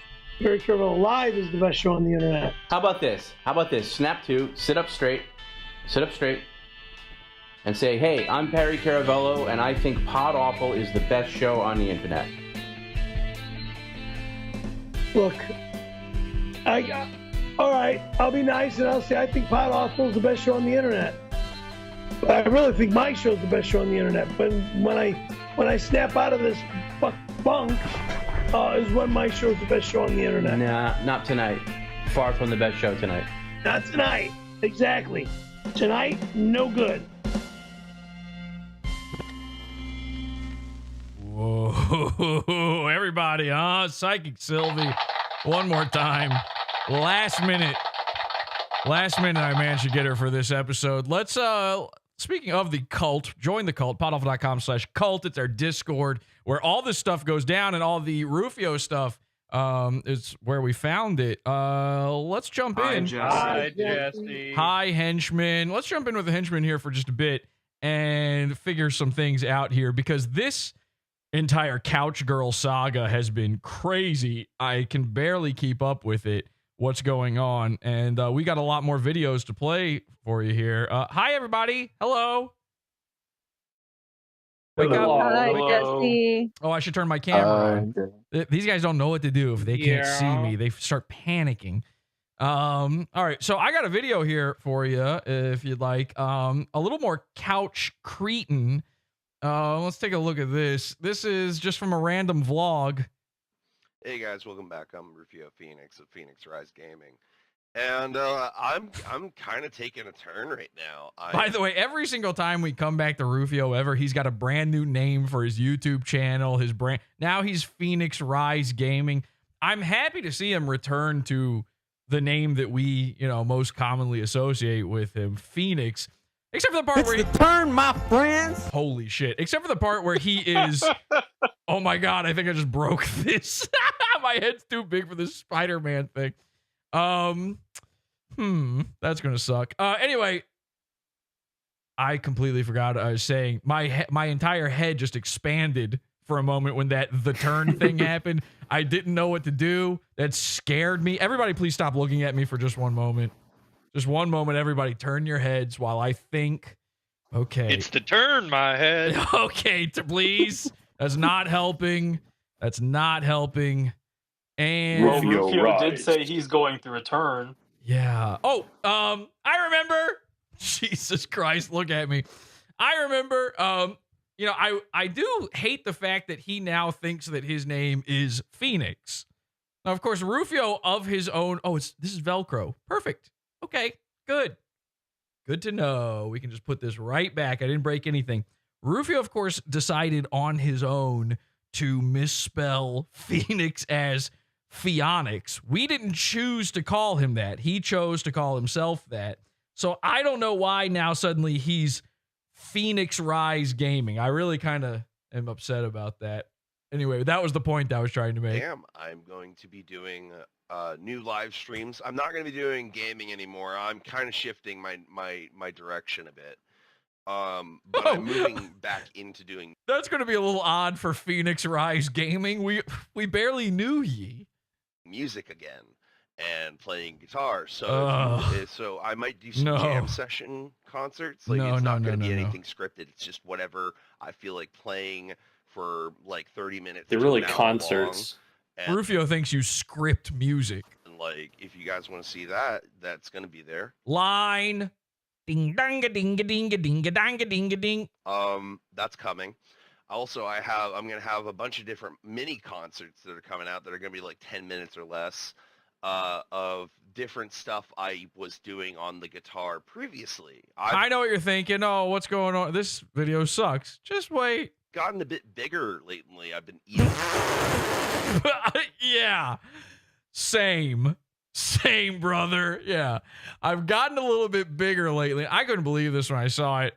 Rufio finally addresses his weight gain. Was doing on the guitar previously. I've gotten a bit bigger lately. I've been eating a lot of protein. So it's mostly muscle now and a little bit of flab because he is legitimately doing the Mac from Always Sunny thing. Oh yeah, it's I'm bulking. I'm just bulking. He's building it up. Yeah. Resist that bacon no more. I need that fucking bacon, man. It's hard. Wow, 2011 called Epic Mealtime. Hello. It's a hard life when you don't have bacon and eggs in the morning. It is just hard. But no. So I've been eating really good. But Rufio's got the most muscle I've ever seen in a guy's gut. I've also been away from YouTube for a while. It's really escaping from his teat right now. Yeah. Tired. I'm just going to say I got tired of the bullshit. And I decided, you know what? Hi, I'm the bullshit. I'm going to take a tox break from the fucking internet. And I detoxed for a while. Also, recently broke. Isn't it insane that me, as a living man, I'm a thing that some people have to detox from? My leg during this March and had to take a 4 to 6 month healing period. I am able to walk now, but it is still very painful nerve-wise. I've suffered severe nerve damage from that. And that was because I slipped on the ice going to get pizza. The pizza was more pizza. I mean, Rufio should own the pizza fund at this point. Was unscathed, not damaged or out of the box, and the soda was not shooken. All right, it was not shooketh. But no, Pheonix, Rufio Pheonix, shooketh, not shakeneth. I ended up having to go to the hospital after that. Did you see I him? see hints of movement in the background. You catch the little, again, no. Here he comes. They ended By up. the way, I think this is a completely different day than the video we played at the beginning. And yet, Couch Cretin is wearing the exact same outfit. Resetting my foot after putting me on an amnestic called Yeah, hey, listen. We all kind of do this, right? You walk in, first thing you do, you go check the giant pile of DVDs.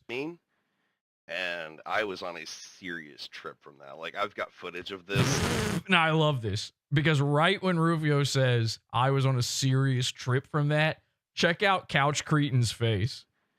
And I was on a serious trip from that. Like, yeah, you and him both, buddy. He just fucking entered La La Land. That guy is expanding his mind as we speak. I've got footage of this. Sorry, he's bulking. I'm not gonna. It's too spicy for YouTube, but I don't know. I'll try to put it somewhere because it's hilarious. You should have heard me, dude. It was like, And again, the fucking shirt goes off. Every single time this guy's got to start getting naked. "Hey, Ma, I'm high on ketamine." It was great. And then I was talking about how, like, during the trip on ketamine, because they had to reset my foot somehow. And it was backwards, by the way. And again, this is all just completely normal for Couch Cretin. The fact that Rufio's talking about this whole story, him screaming he's high on ketamine, this means I'm not sure that they're even in the same universe right now. We might be accidentally somehow peeking into a simultaneous overlap of universi going on. He's in like Pyro Land right now, where everything looks like rainbows and bunnies. Yeah, so like, I thought that I was being fed bacon from Samwise Gamgee from The Lord of the Rings as if we were still in the Shire. And while I'm coming to from this massive BOGO trip, what, he got one free? BOGO. What does that mean? Did he buy one of them? I ended up hearing one of the nurses at the... By the way, do we need to see so much hip coming from Couch Cretin? Couldn't you cover a little? You pull those pants up just a little bit. Are you heading to the bathroom right now? Can it not wait? Are you about to slip turd? Come on, man. Hospital saying, "It's all about the taters, precious." Like, they knew I'd never done that shit in my life. They were like, "Dude, this is how you know when they don't fucking ever do drugs, because they I act just like noticed that." the trash bag by his corner there. Oh my God. I didn't even see that. It's true, though. It is. Like, so that's how you know I don't do drugs, people. I've never even... He says with the world's biggest weed flag directly over his shoulder. What do you think that is? Done more. I said on Twitter yesterday that every single person who does weed is such an insane loser. It's unreal. And, oh boy. Some people were very upset I had one guy, he's like, "I'm a father of 2 and I have a wife." I'm like, yeah. In my head, I'm like, yeah, same, but I'm not, a drug addict. Sorry, you shouldn't be allowed to have children. Like, at the very least, Rufio's kids, they're safe at home with grandma and grandpa because Rufio refuses to raise them. And a milligram of ketamine. So, but no. What else? I've been kind of feeling like I've lost... What else? Here's an idea. Explain the man wandering. Like, you're giving us a big life update. Can there be any light shed, anything elucidated about the guy who just walked in, took off his shirt, and made himself at home? Sight of where I was going with I haven't lost sight. I just redecorated and renovated the apartment a little bit. Oh yeah, this is major renovation. But I feel like I want to see more popular stuff. Did he turn into Canadian Rabbit? We've all been there. Jesus Christ. All right, well, if he's not on drugs, he should be. Something's got to wake him up with that one. I feel like I want to see more popular stuff. Yeah, same. My room, like, He's been trapped in the niche mines for too long. Yeah. Fixtures or something like that. Maybe some, like, acoustics foam or something like that. I don't know. Acoustics foam. So in Rufio's mind, popular stuff is the first page of results when you Google podcast studio on Amazon. When you're just searching for, it's that fucking red and black, shitty, fake acoustic foam. He wants that in his room instead of the weed flag, which honestly would be an improvement. It'd certainly be an improvement for Rufio. It would be way worse for just about anybody else. For instance, there's this one podcast called BYB Podcast. You ever heard of that? No. But I don't know. I feel like It sounds terrible, though. What I was aiming for when I initially started doing the room. Like, Sounds like something a it's crippled gotten guy would chaotic. do. People often will often like come over and like chill and like smoke with me, but sometimes they'll crash on my couch. Okay. Finally, our first little bit of peek behind the curtain here. So sometimes people come over, smoke a little he calls this crashing on the couch. This man owns one pair of clothing. He's living there for, weeks at the very least. By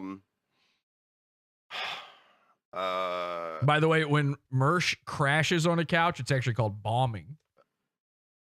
Had a girlfriend recently. She was nice. She was pretty cool. She took really good care of me and fed me really good. Yeah, AKA Rufio had a mom number 2. Like, this girl showed real devotion. Like, real devotion. Now, this is Couch Girl. And this video is from before the videos I've already shown you. We're going back in time now. So what do you mean she did? She's still bringing you pizza. And I can't believe that we didn't stay together, but it's fine. But then what else? Jeez. By the way, nobody spoil why they didn't stay together. Okay, we'll save that. What's been going on in my life for like the last 6 months? Yeah, I had a broken leg. See, that's the thing. Without Podawful, the goons have nothing going on. Even when Rufio finally manages to complete his boyfriend-free girl quest, his gamer girlfriend quest, and a few of the side missions, there's still not enough going on, and certainly nothing as exciting as thinking your girlfriend got buried alive or thinking that you're talking to a necromancer. About it. So I'm just now getting back to jamming with friends and stuff for the summer. And I'm gonna start doing like little jam session concerts on YouTube somehow. I'm gonna put together an OBS file that I can like put my music through the Behringer into that and whatnot, so you can hear that. He's gonna do that with an OBS file. Don't worry about it. And I'll have it like set up so that you won't like hurt your ears or anything. Even though I like my music to be like ear bleedingly loud. I know. I would accept ear bleedingly in rhythm. Somebody once told me, it's too harsh, needs tone work, and this, that, the other thing. I'm like, that's the sound I want, though. Why can't you give me what I crave for? Like, God. I crave for my ears to be bleeding out of my sockets. Okay, I want that kind of music in my head. Your ear sockets. Yeah. Right? but I think his sockets are screwed on a little loose. Oh, anyway, all right. Yeah, so that's what's going on right now. I felt like I'd just kind of give you a little patch update so that you guys could see and hear from me as I am in the world right now. A little Rufio DLC. Merely existing. Oh, yeah, I forgot about that. He started using AI images of himself. He's somehow figured out how to put his face onto much better looking people. And so now you've got Rufio the Lion Tamer here. That's his channel logo. Bet you somebody's got a butthurt for that too. Peace, guys. Stay awesome and drink coffee. Be awesome. Be excellent. I'll see you in another video soon. Peace. Cool. Okay, cool. Peace. All right. So that gives you a little bit of the rundown on where we're at with Rufio. But it's way more confusing now to me. We have to get through a little bit of what's going on with this couch girlfriend. Who can fucking help me walk through this couch girl shit? Because there's more than one. Well, we're going to get to that. And also your audio sounds like shit, Lenny. So I think you got voice mod on. You might want to do something. So Couch Girl comes into his life, and thus Podawful is done with Rufio yet again. It had already become nearly impossible for us to get in touch with Rufio. He doesn't want anything to do with us. He certainly doesn't want to be in a Discord with us anymore. I get it. I guess I understand. But the thing is it was always easy to get him into a Discord because he didn't have anything else going on. Couch Girl shows up. We didn't know. We didn't find out about it until later, but she's in his life and it starts explaining everything. It starts explaining his disappearances. I think partially his mom was also in his ear, kind of explaining a few things to him here and there, trying to get him on the same page. But more than anything is he didn't have that need, that drive to find a new woman. That is what motivates Rufio. And you can kind of tell by looking at that video, even while saying that he is no longer with her, the man's been tamed a little bit. He's no longer the wild stallion we once knew. Who knows where the couch girl stuff began? Where do I start? Because I'm going to need some help on this one. Who's got it? Everyone totally silent at once. Thank you so much. I know it started around winter. Okay. Well, a few of you said before the show you were looking into it. You've got stuff. Now I got nothing. Nobody's talking. So It wasn't me. It wasn't you, Lenny. People absolutely said that before the show, and I guess they've fallen asleep or tuned out. I get it. Okay, fine. You weren't into the Mersh part. You were waiting for more Rufio. You thought, okay, now's the time to go get my 15th box of pizza and maybe take a shit. Understood. Well, I do have more videos here, but I don't know the fucking lore, and I don't know the timing on any of it. Do we want to just watch a guy masturbate behind Rufio while somebody fucking wakes up? Okay, Sure. Here you go. Here's Couch Cretin just jacking off while Rufio plays a song.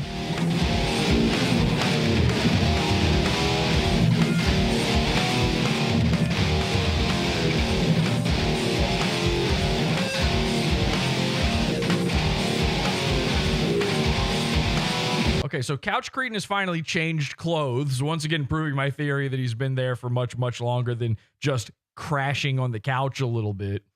We can't see the video. Yeah, sir. Yeah, there's Yeah, some we just see video. you My darting bad. around like. I wasn't darting around. I'm always looking back and forth between screens. I don't know why you guys are tee-heeing over that when I just asked who can tell me about Couch Girl and you all clammed. My apologies. You completely clammed. No, I didn't have- Erwin, I don't accept your apology because you just tee-heed but you were Mr. Clams before. So you're clamming. Jared, oh yeah, this and that. I'm fully yorking over here. And now suddenly I look once here, once Discord's here, screen is there. I just go like this and oh my gosh, Jesse's flailing. Are you fucking kidding me? I didn't say you were apologize. flailing. You said I'm all over the place. Your eyes were darting, like you were like looking like around. Like you didn't know that we were watching, and we were watching. I thought it was cute. I'm looking all around? What are you talking about? In what world am I looking around any more than I'm looking. There's 15 screens in front of me. You think this is new? Me looking around? We don't Sir? see it usually. How did you see it any more than you would normally see it? Because I think you were thinking that we were watching the video, but we couldn't see the video. We could see you. Excuse me, sir. My eyes are up here. So please. Okay, here's Couch Cretin. He's just sitting there on the. That was my bad. I didn't have the video up. Sorry. I could see it. And that's what really counts. He's got a little bit of lint in his hair. Oh, wait, what's he doing? Oh my God. What's he doing? Now, you got to realize this time around, Couch Cretin doesn't know that Rufio is now recording out of nowhere. He hasn't looked up. Rufio is already sitting at the computer playing the guitar. He thinks everything is going the way it's been going. Now, why he would think this is a good time to start touching, start reaching. And by the way, this is what the cops are saying when they say he's reaching. This is why they have to blast a guy away. You would do the same. If you walked into your living room and you saw this guy on your couch and he was reaching, what would you do? You'd have no choice. That's self-defense in every fucking jurisdiction.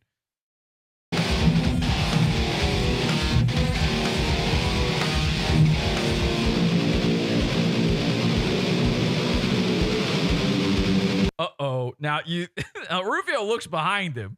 You would hope that maybe he would spot it, that he would figure out that maybe I should not be recording right this second. There's probably a better, what if I just give my weird friend, my homeless pal, the tiniest modicum of privacy? But nah, he's just looking at the frets because he doesn't know how to play. Friend jacking off on your couch? Don't fret it. Ooh, okay. So that almost looked like he was reaching for a self-taste moment there. Maybe this is the friend Rufio learned it from.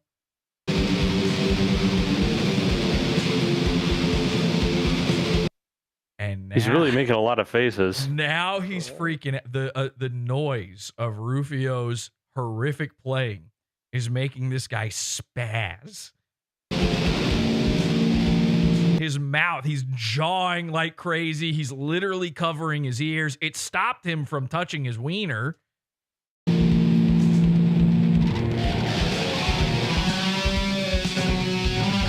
Did you see a little spasm there? Did you see? Yeah, he just came. So that was a no hands bust. The guy just no hands busted on video in front of all of us.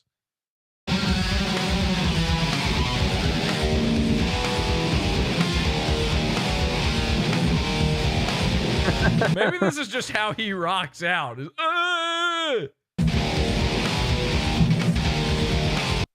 Uh-oh, do you see it? And look, we got another couch visitor.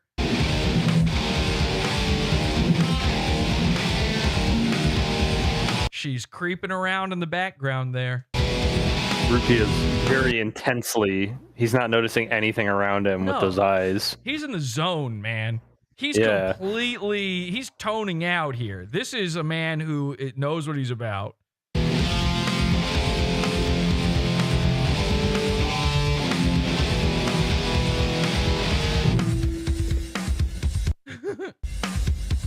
Okay, look at this. A nice little pixelated transition here. He just stops playing.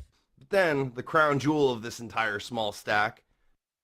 The small stack small stack he's talking about, by the way, is not this stack of, I think these are pizza fucking boxes again. I don't know what they are. There's a stack of boxes behind him a mile tall. The Rocket Zapdos foil in the best condition you can possibly find it in. This. And then he zooms in on the boxes. He thinks he's zooming in on the Pokemon card. By the way, bingo. He thinks he's zooming in on the Pokemon card. He zooms in, perfectly framing the boxes in the background. Maybe those are boxes.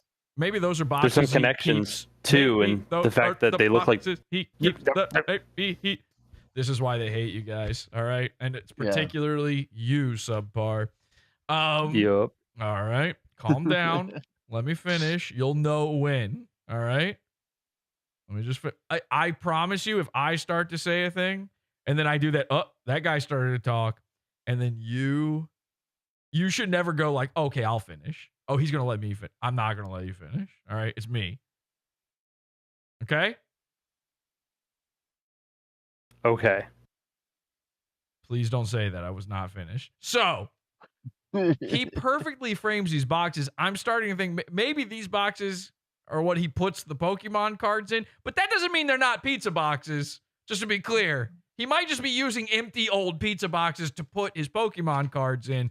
Now what did you want to say, Subpar? I was just saying that there seems to be a Cyrillic alphabet on his pizza boxes. He's into Andrew Tate. There's a lot of connections there. Yeah. Well, something. Or it might just be upside down and backwards.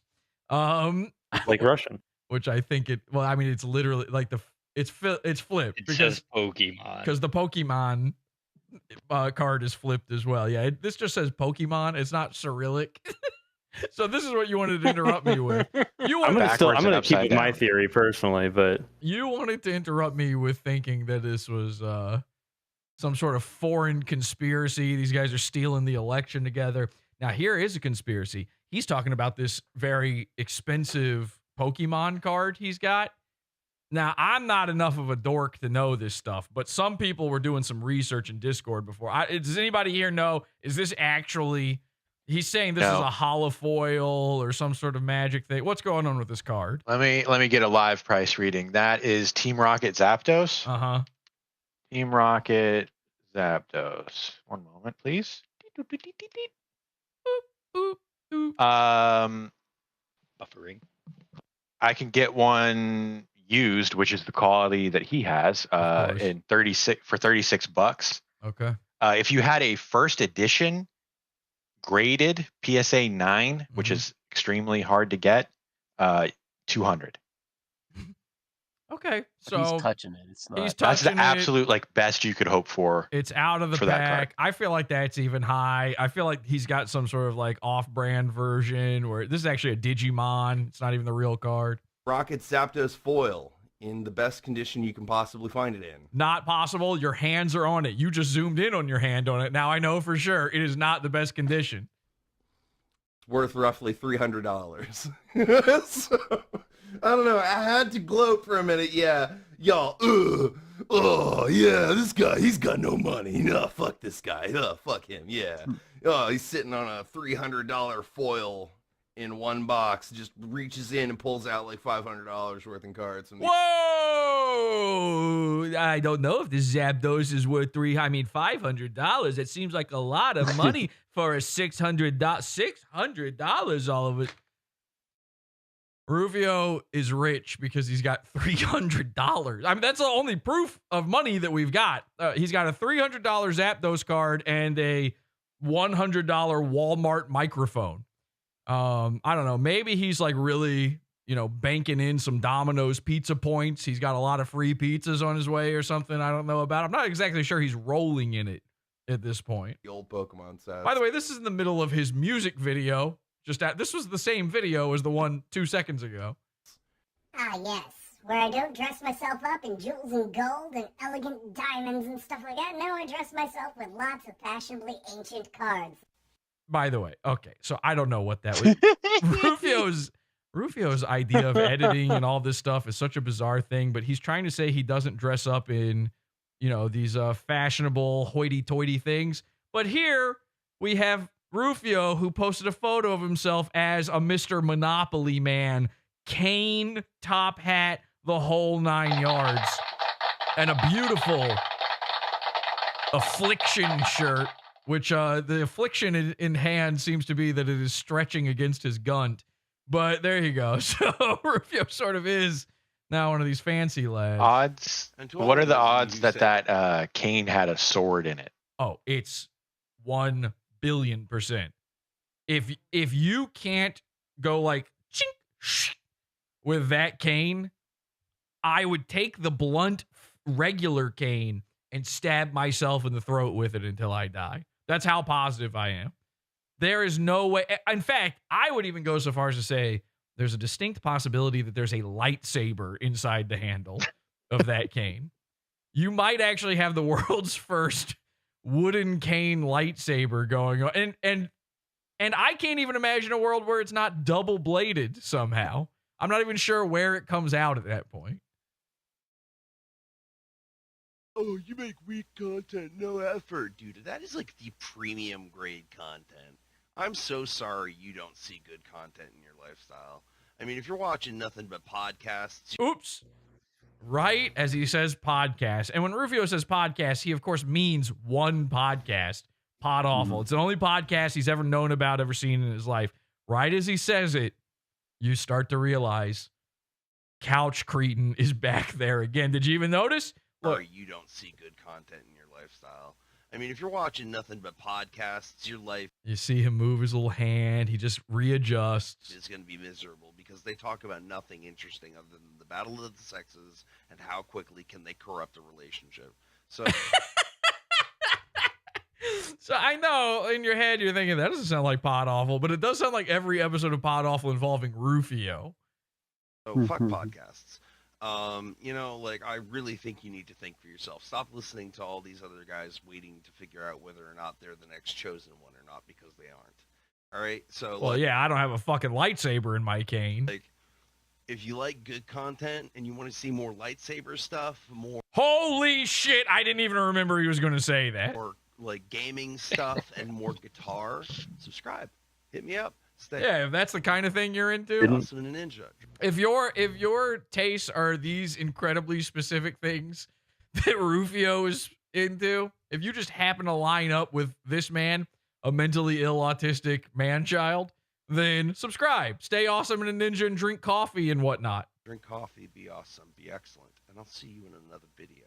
I don't post very often because I respect my time, but I'm also a very busy man. But I'll keep. That's not you can't say but and then just make the same point again. I don't post very often because I respect my time, but I'm also busy. Okay, and is there anything are we going to get like I hope to still please you? Subscribe because I'm going to, when I do put something out, it'll be the best thing you've ever seen. Keep posting anyway. Peace. And Couch Cretin starts furiously jacking off in the background right as the video, he hears it. He hears the classic sign out, stay awesome and a ninja. And he's like, all right, guess I can just start it now.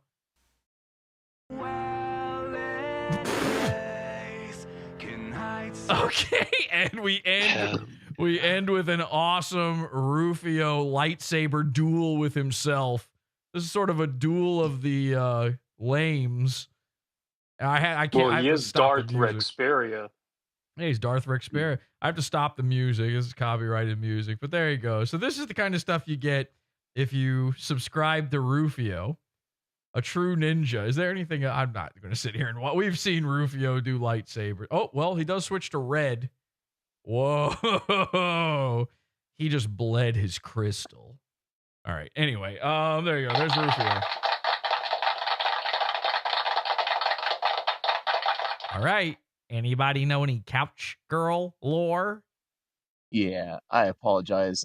When you chastised Lenny for his audio quality, I turned off voice mod, and so you were just sitting there talking to yourself and none of us could hear you, and you thought, what were you like in a deep state of panic where you're like, why can no one hear? Did you think you had entered the couch boy realm where you're just this ghost wandering around in the background of this show? Did you start digging in your ass at that point? I never stopped, but okay, fair enough. What's the story with Couch Girl? Because I don't know what I'm supposed to even do here, what we're supposed to have. I really wish Feds was here because she's the Couch Girl expert. But we just saw her one time in one of his thought logs, I think, and she was just in the background. Mm-hmm. And ever since then, she's been known as Couch Girl. A little bit of background on her. She is 39 years old. And loving it. And she has 4 children who she does not raise. They're being taken care of in a Rufio sort of situation by her mother. Rufio's perfect woman, yeah. Yeah, one of those children is trans, like not even joking. But so she often posts like pro-trans stuff. She's very gay friendly, goes to pride parades in Waterville, that sort of thing. Oh, so okay. not something that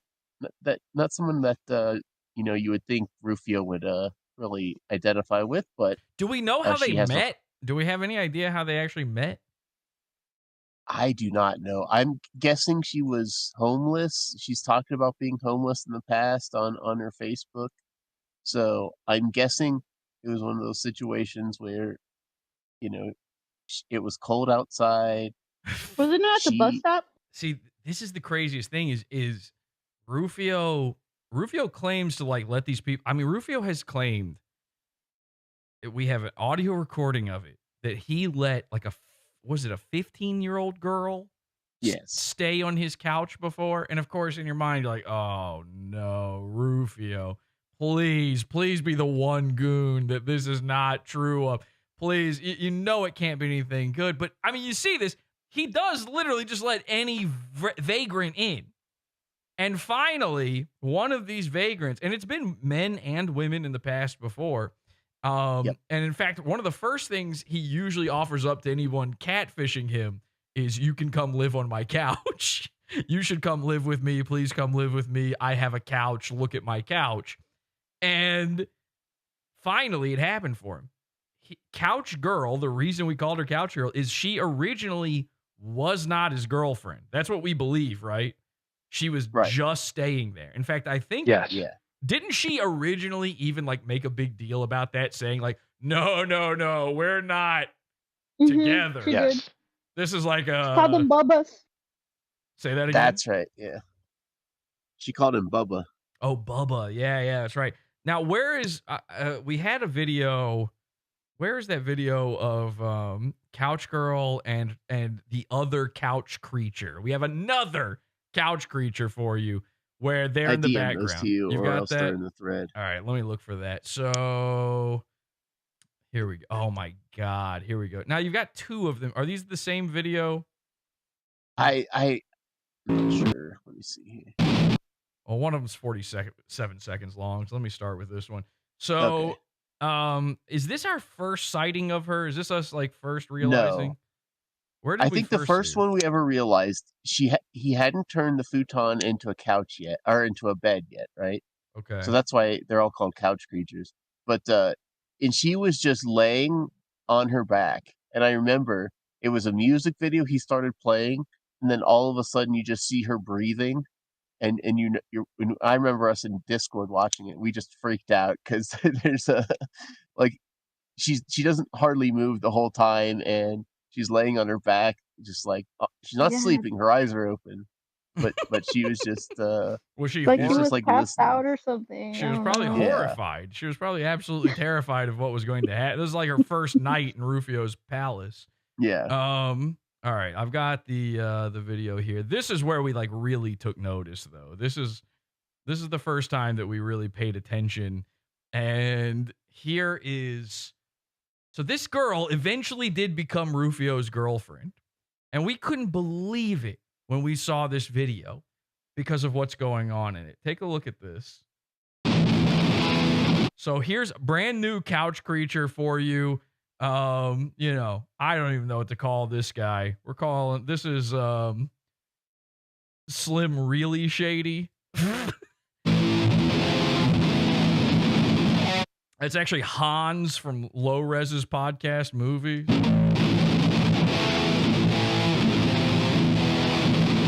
I don't know how we got him. So they're just doing what people always do when they're back there on that couch. They're just laughing, ignoring Rufio. Rufio isn't part of the group in his own home. Check out the bald spot, by the way. And this is the way everything was set up before Couch Girl moved in, before she was really a part of things. Eventually, Couch Girl did graduate from couch to bed. I actually think that stuff on the floor behind him is from Floor Friend. Yeah, so if you guys, if you recall, there was a guy called Floor Friend. Floor Friend showed up in the background. Was that the Red Rooms episode? In the background of the Red Rooms episode.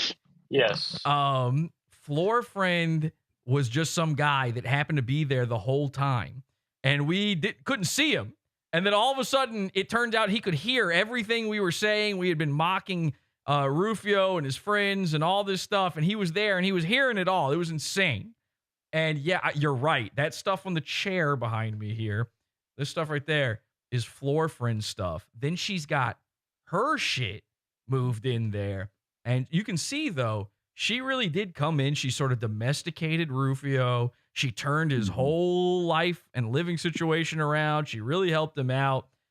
He did start going even more bald, though, as a result. But she even tried to help with that. But before that happened, and before she graduated to the bed, the first to ever do it, although some people still theorize that maybe she never actually slept in the same bed as him. She always slept on the couch. But then where is she going? Now that there's other guys on the couch, where is she going? Actually, maybe it's on the couch with those guys, because look at this video.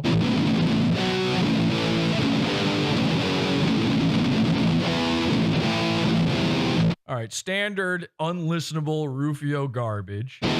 They're smoking in the background.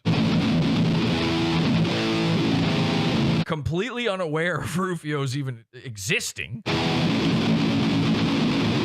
You know this is like a really deeply bad guy because he's wearing sleeves. And I know that sounds confusing to the audio people because in your head you go, well, I wear sleeves. I'm a normal guy.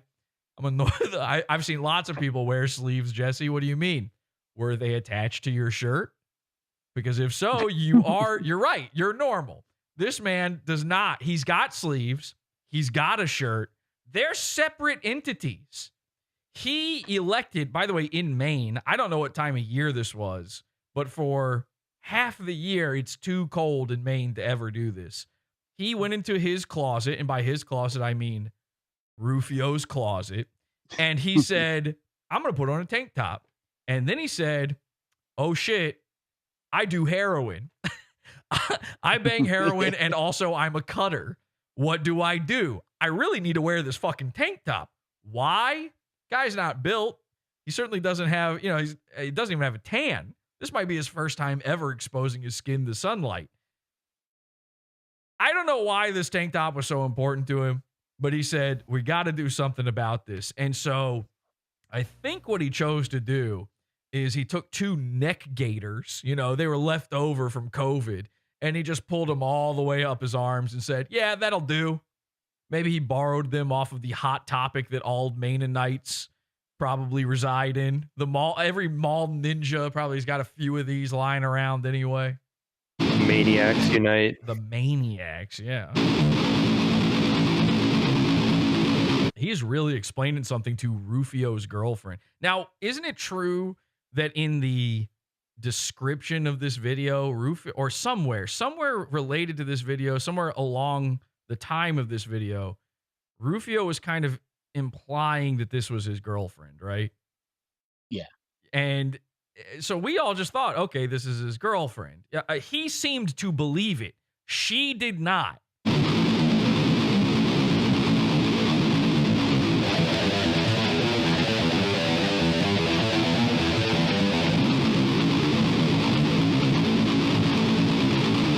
Did you just see his bald spot blink, or am I just losing my mind? Now they've run out of things to talk about on the couch, which means now they can hear Rufio's playing, and they're becoming upset. They don't know what to do. Wait, is that it? Is that where it ends? So it's the second video. Okay, that was the intro. At the very end of that video, though, it looked like there was like a pregnancy test or something on the pillow on the right. Oh my God, you're whatever right. That is. What is that? Yeah, good point. Something is definitely going on right there. Okay, so now let me grab the other one. All right, so then Rufio, it's the same video from the same time frame here. This one's the square ones from Instagram. Yeah, this one was grabbed off of Instagram, so it's going to be a little different, but oh my God, where did that just go? I keep accidentally saving these to the wrong folder and then losing them. Ironically, these are going into a folder called Couch Gags. And somehow that is not the folder I mean for them to go into, believe it or not. All right, here we go. This is a little harder to see because we're in the 4:3 aspect ratio. You got to really look for it on this one. This is a hidden gem. Now, I don't know what happened between those 2 videos, but Slim really shady. Brother man's tweaking back there. Okay. Couch sleeves is on one. Look at that jaw go. And the second Rufio starts playing, Couch Girl and Couch Sleeves look at each other like, here we fucking go again.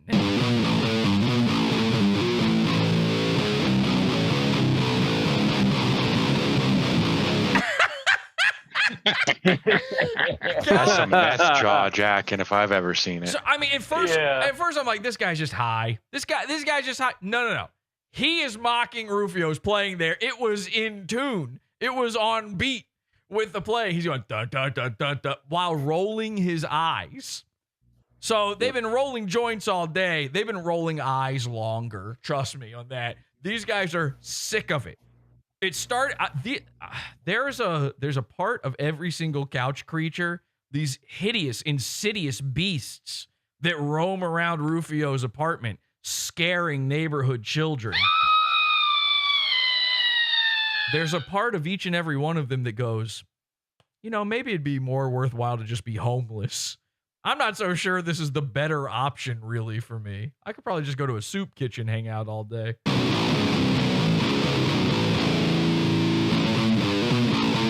So, yeah, there's a lot of jabbering and jawing when it comes to whatever he's covering up with his separated sleeves. But a lot of this is also, please, for the love of God, Rufio, stop. Not that we want to talk to you so bad. We don't need you to even turn around. You can still just keep looking at the computer. We just don't want we just don't want to be afflicted by your t-shirt. Don't look where her hand is right now, Rufio. Well, that's all right. Now that's the surprise reveal. Whoopsie! Rufio moves that guitar and you get a good view of what's really going on back there. Whoa. She doesn't just have a hand on his leg. It's not even a friendly leg.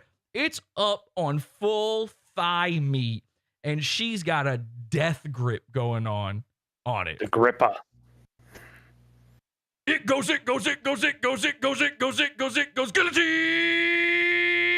Yeah! Yeah. That's the kind of thing she's got going on there. Rufio never seemed to notice. Somehow this escaped him entire. He uploads the video. I'm telling you, he can't see the couch creatures. I don't know how they're entering his home, going to and fro. I think they've figured out that he can't see them. I think that they're just taking advantage of a man who only has nocturnal vision. And so as long as the lights are on, they're free to mill about. This bitch is only his girlfriend when the lights are off. And I mean that in every single way possible. I don't know how he missed it. Didn't we even try to show him? Replay it. Watch the start. Wait, watch the start? Watch Okay. the- All right. Yeah, she Hang gives on a second. good little squeeze there. Okay. I missed that. All right, let's see. Let's see. A good squeeze. Oh, yeah. Oh, yeah. And he even starts. He even starts checking her out. I noticed him checking her out when I first played. He like actually gives her an up and down, you know, a once over, a how's your father. Now I see why. His dick is down that pants leg. She's like, she's got her, the pinky finger is just diddling head right there. That's why he feels so comfortable to mock Rufio to his fucking bald spot. Yeah, you're right. She gave that thing a deep, deep freeze of a squeeze. Look at this. Watch one more time. Oh, that looks like it hurts. I wouldn't even enjoy that. That's a tough fucking squeeze right there. Okay, very good. She's gripping so hard, she's grinding her teeth, too. But we tried to warn him, didn't we? We tried to tell him. We did. And what was his response to all of that? Well, let's the fuck off. Yeah, blew us off. No response. I think he got mad at asked her, or Wanda asked her in DMs about the whole thing, and Couch Girl admitted that was one of her exes or something like that. So she's it's openly like even more inviting obvious. over her exes to Rufio's couch. He thinks he's made it. This, as far as I know, the only couch girls I'm aware of up until this point, in the timeline that we're talking about right now, he had the 15-year-old girl, which we're all holding our breath and hoping that was just bad judgment and nothing else happened. And then Couch Girl. And so, assuming he is not a predator, assuming this is no more paranormal than the creature mania we're going through right now, Couch Girl showing up to his couch, that's him going, I've done it. I made it. I finally got one. I reeled her in.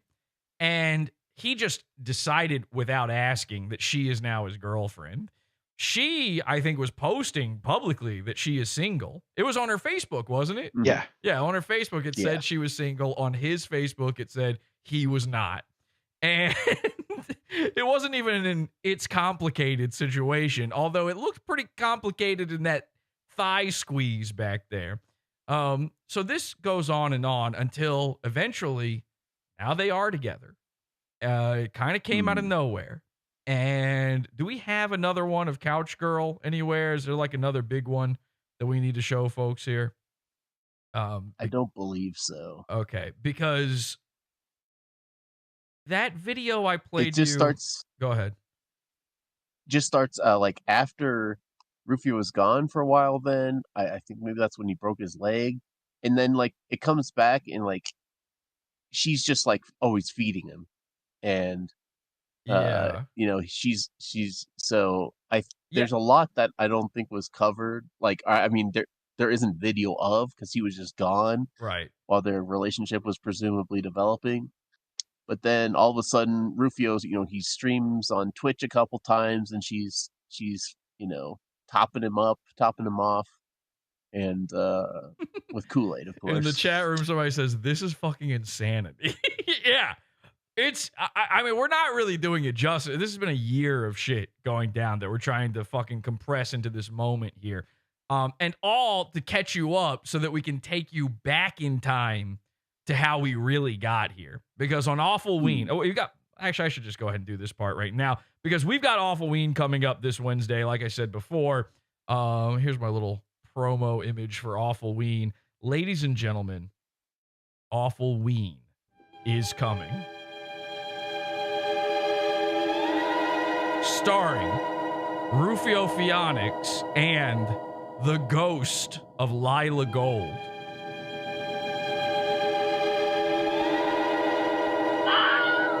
One of Rufio's many, many tragic endings to one of his relationships.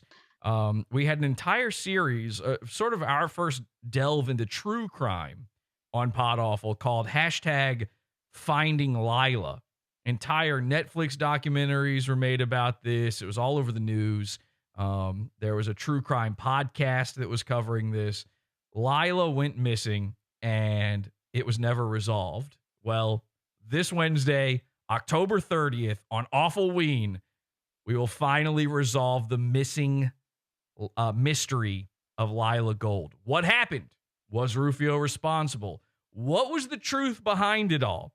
Did Rufio really get the COVID-19 vaccine, or did he lie in order to try to get pussy? You will find out the answers to all of those questions for the first time in many years on Awful Ween. It's going to be very, very, very exciting. I'm incredibly proud of this. It's been a long time coming. And again, I've been talking about this for years now. And I've mentioned it here and there. I've sort of hinted occasionally that I've got something big in the works for this. Because this is much bigger than me. This is a serious thing where I could not possibly have saved Lila on my own. The cult couldn't do it. We tried, but we couldn't do it. We tried to get the word out there. That's why we started that hashtag. People were hanging up missing flyers all over the country. So finally, I teamed up with a very special, very big YouTuber who is known for this sort of thing. And you'll see it all on Awful Ween. And we can finally do a case closed on this whole thing. It's going to be very, very cool. Please tune in. October 30th, the day before Halloween, this Wednesday, completely free here on YouTube. Okay. By the way, I just realized I completely forgot to put this episode on the website. This is not, I've completely forgot to put this on the live tab on the, I'll do it now. Okay. The show's almost over, but I'll do it right now. Why not? Whoopsie daisy. Yeah, it's still got the last stream on there. Oh my God. There we go. Okay. Some people will be tuning in now mad that they were missing it. Okay, Awful Ween coming up very soon. Get excited. This is the preamble. You kind of gotta know where we've been with Rufio. I do recommend maybe there should be like a full, Finding Lila / Awful Ween, all the Rufio Awful Ween episodes viewing to kind of get us back up to speed for that. I don't know. Maybe I could stream that or something day of, and we'll just do a big event for this because you kind of got to know, you got to be involved in all of this. You got to understand all the Rufio lore. And it's honestly, all of those episodes are some of our best work. Absolutely the best episodes of Podawful are in that playlist. So, Awful Ween, we had Couch Girl all this past year. And of course, everybody's like, what's going to be, when the second the Halloween show starts coming up, the first thing I start hearing is, what are you doing to Rufio this time? How have you catfished him this time? We couldn't. It wasn't possible. There was no option for it. He had been completely enamored by this Couch Girl. And we tried to penetrate that shield. But take a look at this. You can't do it. This girl is his new mom. It's a mom he can fuck, which means it's his dream come true.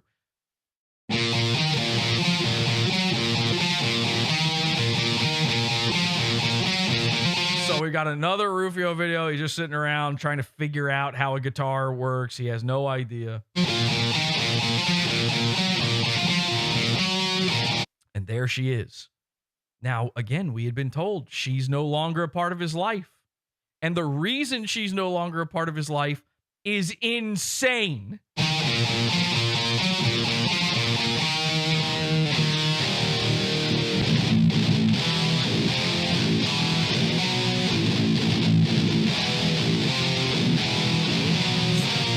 So she shows up in these videos, and it's the talk of the town here at Podawful. It's like, what's she doing back? Is that even her? There's an entire conspiracy theory to say this isn't even her. And I'm like, well, it's not his mom. Some people thought it was his mom.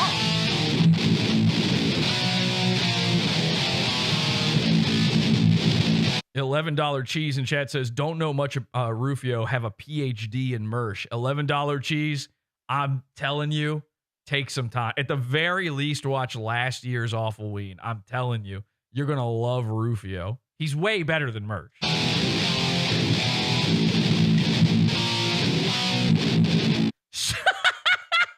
So she brings him out this plate of burgers, and something between her waddling it out to him and literally setting it down in front of him was embarrassing enough to happen that he edited it out. But he's acting like this is one seamless song, like that's just okay to do. But honestly, it doesn't really seem to make that big of a difference. It kind of is seamless. I don't even know how that's possible. I'm guessing what happened there is that he didn't realize she's coming. He's got his headphones on, and he literally got spooked. So he had to, it's a scary thing when a couch creature sneaks up on you. So he had to cut it out because he can't look like he's scared of anything. He's a big, strong man. He's got a sword inside his cane. But this woman is treating him better than anybody has ever treated him, bringing him 2 hamburgers while he's busy making music, being a local musician, his dream job.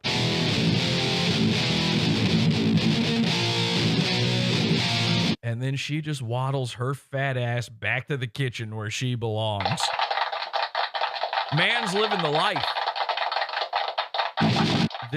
All right, so this is the crazy part. They broke up. Wanda talks to her. For the first time, she's willing to communicate now that they're no longer together. We want dirt. We want to know what happened. We want to know why they broke up. We want to know what Rufio was like. Did you really sleep in the same bed as him, or were you on the couch the whole time? What made it all end? What made it all begin? What was with the thigh grab? We wanted to know everything, and she wanted to tell nothing. She wanted to keep this a secret. She is still, for some reason and in some way, in some sort of Wookiee life debt to Rufio. And it's bad when she's waddling around giving him hamburgers, because the only thing she would tell us, the reason that they broke up, I'm not kidding, this is her reasoning, is that she got cancer. Now, you might be misunderstanding something here, because I misunderstood something. Usually if somebody breaks up with somebody, it's not because they have cancer. You know what I mean? Like, it's usually a really bad guy. He's like, oh, my wife got cancer, and I just can't help. I can't do anything. So I'm leaving her. I'm leaving her with all the bills. I'm running out on her, like a George Lopez style. My wife gave me her kidney, and now I'm divorcing her kind of thing. This is not that. she got skin cancer, which is like, most of the time that means like removing a mole or something. Like you can just kind of cut that one out and you're probably fine. It's rarely like a huge problem, except for when you're a huge bitch. And then there's a lot more skin to have to deal with. So maybe it's actually very, very serious. But no, she decided because she is in no way taken care of by Rufio that she could no longer be with him. And she wanted to, what was her words? Like she wanted to unburden him of her cancer? Yes.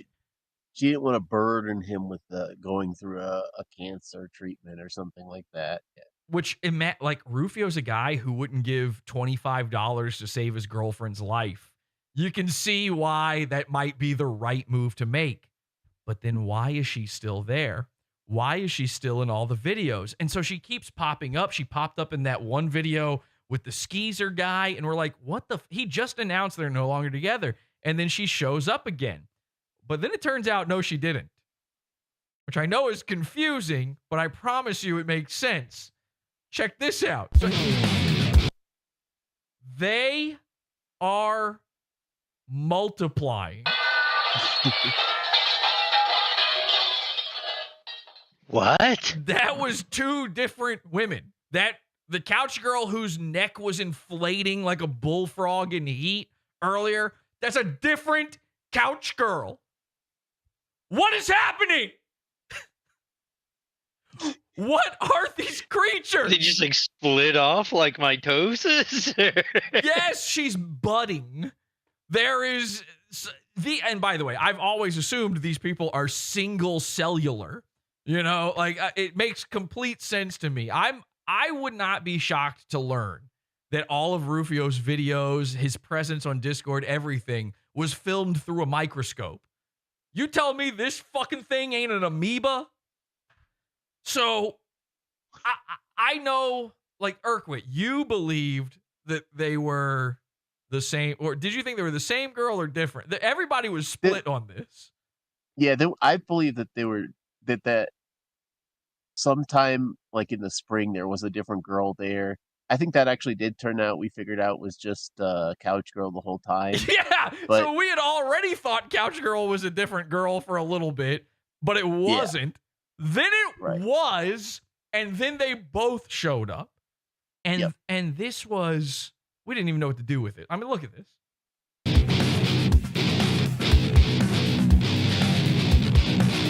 And by the way, I remember Urquit was like, no, this new girl is too fat to be Couch Girl's not that fat. But look at fucking Couch Girl in this one. They are both blobular.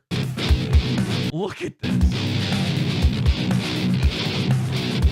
And speaking of Buffalo Hump Mersh, which, by the way, is what everybody's now calling him. They're cyberbullying me to death. Buffalo Hump Mersh. And go use that. Go post that on r/Mersh. Refer to Mersh as that in his own chat room. Send him super chats just cryptically saying Buffalo Hump Mersh and then refuse to elaborate any further. See what happens with it, okay? We're hunting water buffalo. Buffalo Hump Mersh.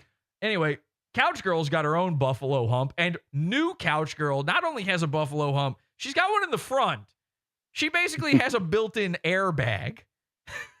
If she were Mersh's nephew's passenger, she'd still be alive today.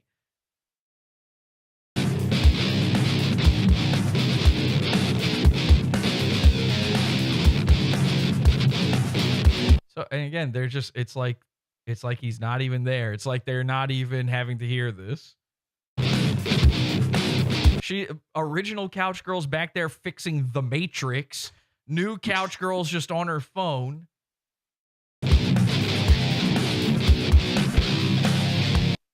One of them teleported just now. It shouldn't be shocking they can multiply when they have this host of powers. Maybe they come out of the weed poster. Yeah, he manifests them. He will manifest them.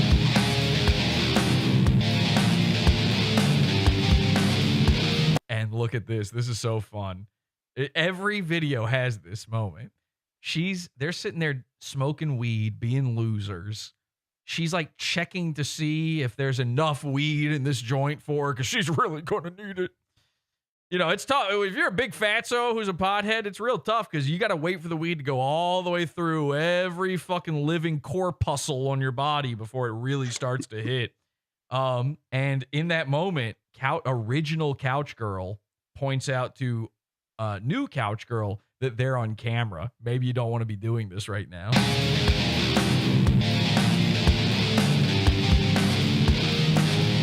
Whoops. Whoopsie. And she does a quick, oh my God. Oh shit.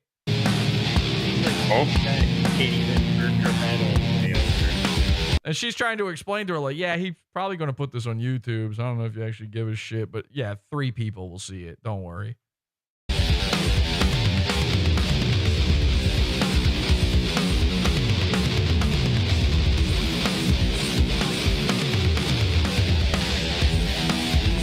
Damn, this is kind of a sick jam. I'm starting to get into this. Just kind of looking right into the audience's soul there. Yeah.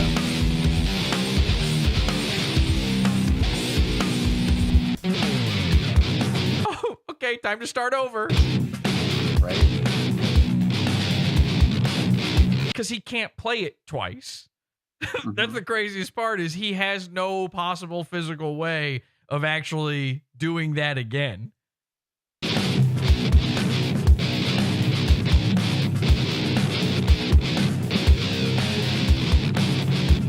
Okay, I think it's probably just that twice. It's probably just this over and over. Yeah, it is. All right, it literally is. Yeah. So there you go, ladies and gentlemen, Poopiopionics. Poopiopionics. Yes, Poopiopionics. You know I'm autistic, right? I know. Here's what puts a hair across my rear end. I can see what puts a hair across her rear end too. It's probably when you guys tried to fix Rufio's hair. Do we have that video, Urquit? Could you find that for me real quick? Yeah, those are on his Instagram. Could you grab one of those, put it somewhere where I can grab it real fast? Because Rufio, I told you earlier, they're trying to do some brujeria. They're trying to practice Santeria on Rufio's head, trying to make his hairs come back. And they seem to think it's working. Now, this was months and months and months ago. And all the videos I've seen after this one, Rufio's looking balder and balder by the day. But in this one video, when she was still around and cancer-free and could rub the slop on top of his head to keep it happy, his hair was just it was struggling to come back, but it was there. The peach fuzz was coming back in. We really have to take a look at that. You got that, Urquit? I'm sure he's got it. Urquit, you got that? Guys, Awful Ween this Wednesday, October 30th. Rufio Phoenix, Lila Gold. I'm filling the time here. Do we know if the couch creatures are related? Because they both have a similar, like, Cro-Magnon looking forehead. We've seen now what? 1, 2, 3, 4, 5, 6, 5 or 6 different couch creatures in just this episode alone. They're probably all related. Even the ones where they're fucking. They're probably related. That's how you become a couch creature. Like, I wouldn't be... By the way, this is a theory that I've always had in my head. Buffalo Hump Mersh. I kind of think that his sister, the dead one, you know, the ghost, the hunted, I've always secretly thought that he was in one of those situations where his sister was his actual mom and grandma had to pretend to be mom because the sister was too young when she had the baby. You ever know anybody like that? I'm gonna have to draw all this out, man. Yes. Like, I knew a girl in school that was in one of these situations. Her sister was in this situation where she had 2 sisters. Okay, one of them was much older than her, and one of them was quite a bit younger than her. And at some point, I don't know who told me this. At some point, somebody said, like, oh, you know, Ashley's younger sisters, it's actually her older sister's daughter. And Ashley's mom is her grandmother. I was like, what the fuck? I never heard anything like that before in my life. I was like, why? What is the point of that? And it was to hide the teen pregnancy. And then one day I'm over there at a party she's having, and I just say that like an autistic retard.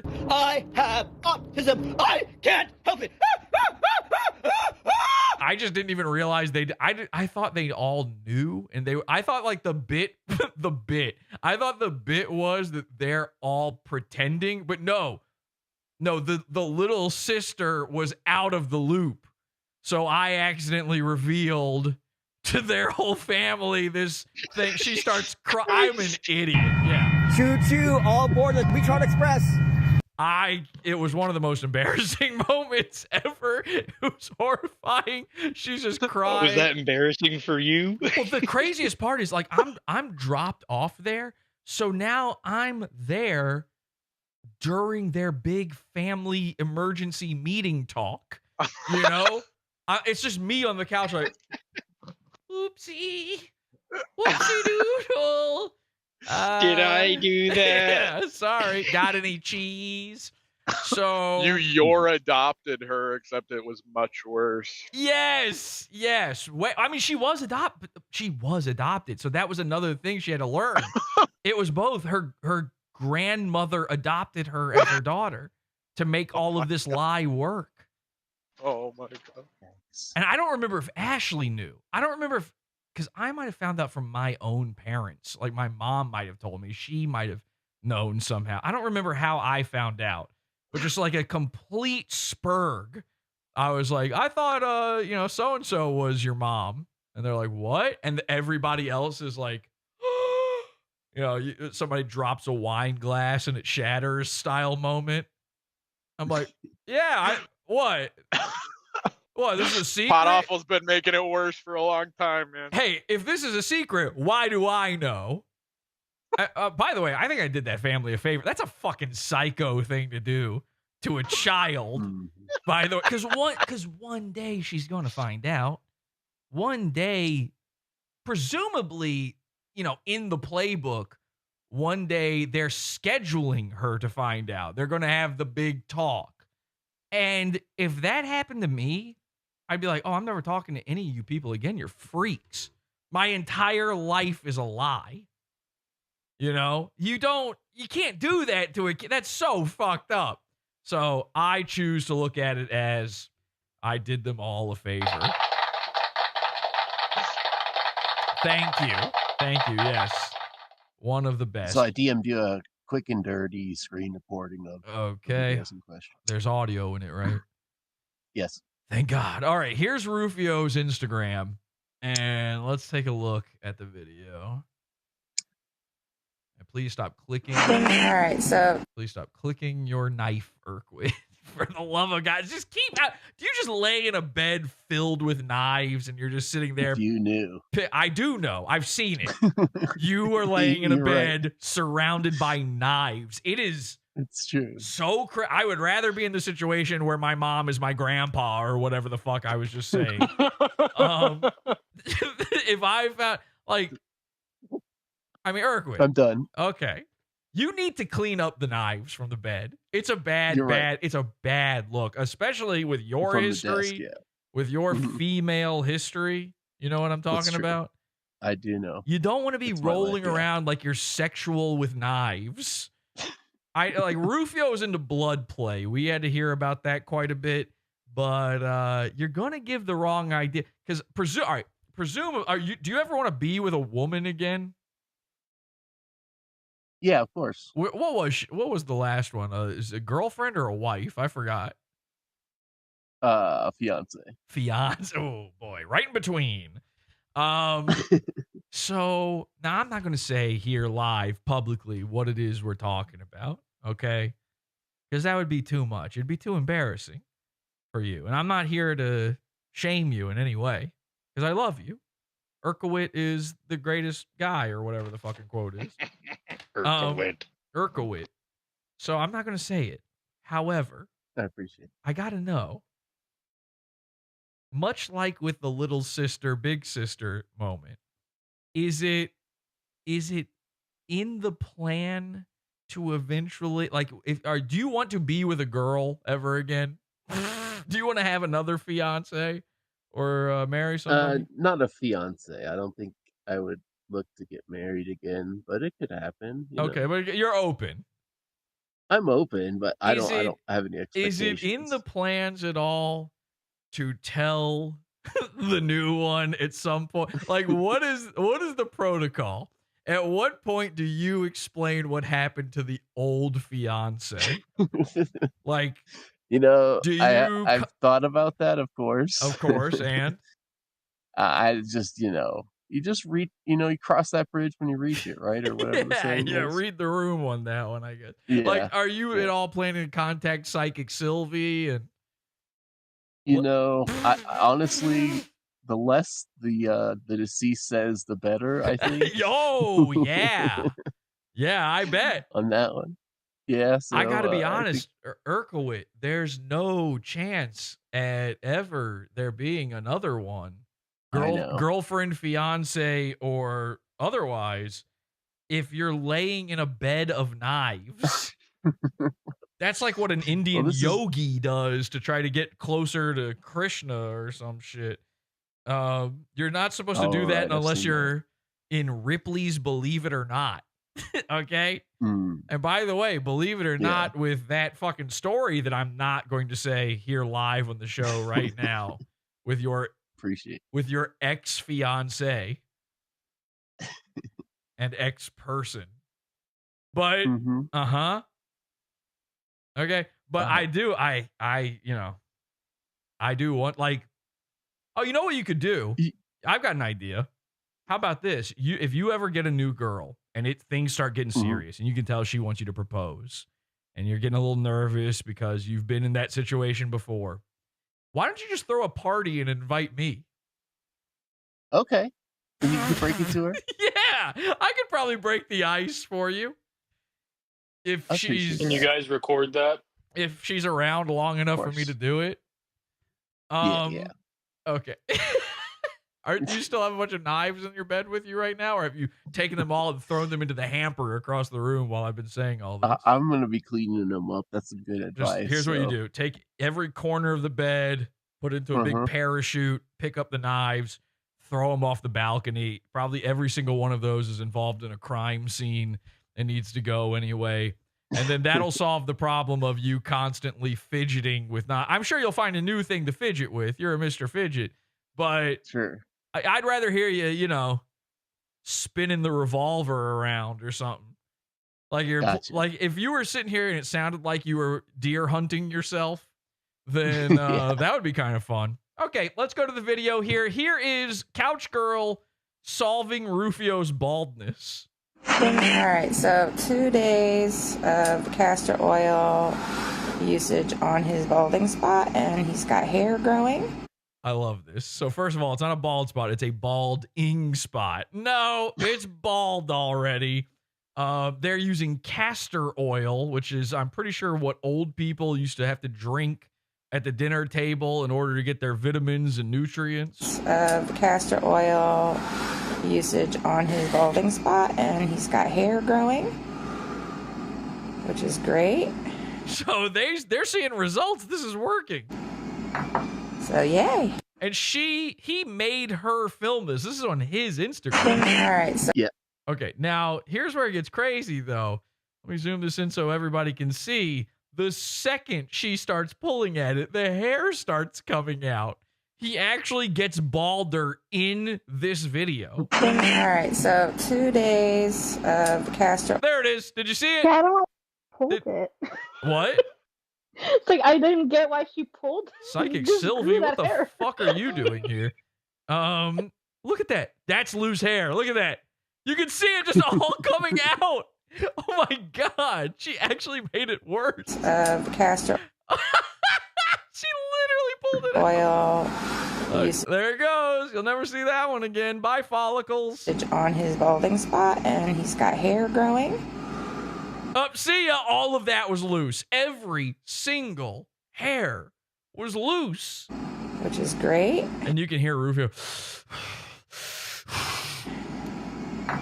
So, yay. So, yay. So, yay. Yeah. Couch girl, couch creatures. They're real. What? The second video was there too. If you wanted to keep playing it. There's another video? Yeah. I didn't even know there was a second one. All right. I was only remembering that one. Yeah. Okay. All right. Yeah, let's take a look at it. If we got it, we'll take a look at it. I had no idea. There's another one. All right. Where does it start? Here we go. Oh, yeah. Oh, look at it. It's so cute. All the little hairs are doing this little, like, curly cute thing. So much blonde hair here. Oh, my goodness. It's blonde because you bleached it. Holy crap, the hair growth. Which means it's not new hair, by the way. None of this grew in because it is bleached along with the rest of it. All right. That's just what hair does. It's supposed to go in a swirl back there. That's probably part of why it falls out. I don't know the science on that. Okay, there you go. So they have no idea how any of this works. How do I get rid of this now, please? Hello? Okay, there we go. Couch creatures, couch girl. This is what's been going on in Rufio's life, and it seems to still be going on. Has he uploaded anything most recently? Let me just see what was the last upload, the one with the guy digging in his ass? I think that's the last couch creature video. Yeah. Okay. Yeah. That was on his YouTube. Yeah, that was the most recent one. 4 days ago. 4 days ago, every single video has a couch creature in it. I swear to God, look at this. I just went to the channel. I bring up the videos tab. I'm scrolling through. I'm trying to find one where there aren't creatures in the background. Here's one, by the way. Who is that back there? Listen, look at this. This is the one with Skeezer. In the thumbnail, there's a third couch creature happening in it. What? Yeah. Who's that guy? Couch mystery. And then we've got the opposite. Look at this. It's a couch mystery. Look at this. You've got finally a video. Here's the thumbnail. The forbidden shred. By the way, I guess we know who Rufio's voting for on election day. Wow, this one goes out to Biden. Shout outs. So finally, there's no couch creature, and then I hover over the video and look. Boom. She appears. What are these thumbnails? What is happening? The for Biden shred.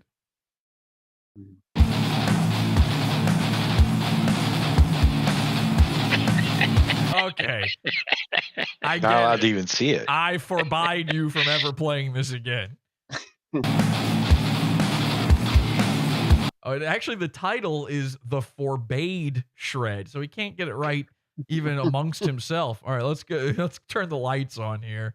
Sorry, I don't have nocturnal emission vision or whatever the fuck. Holy lard. I feel like I'm at the beach.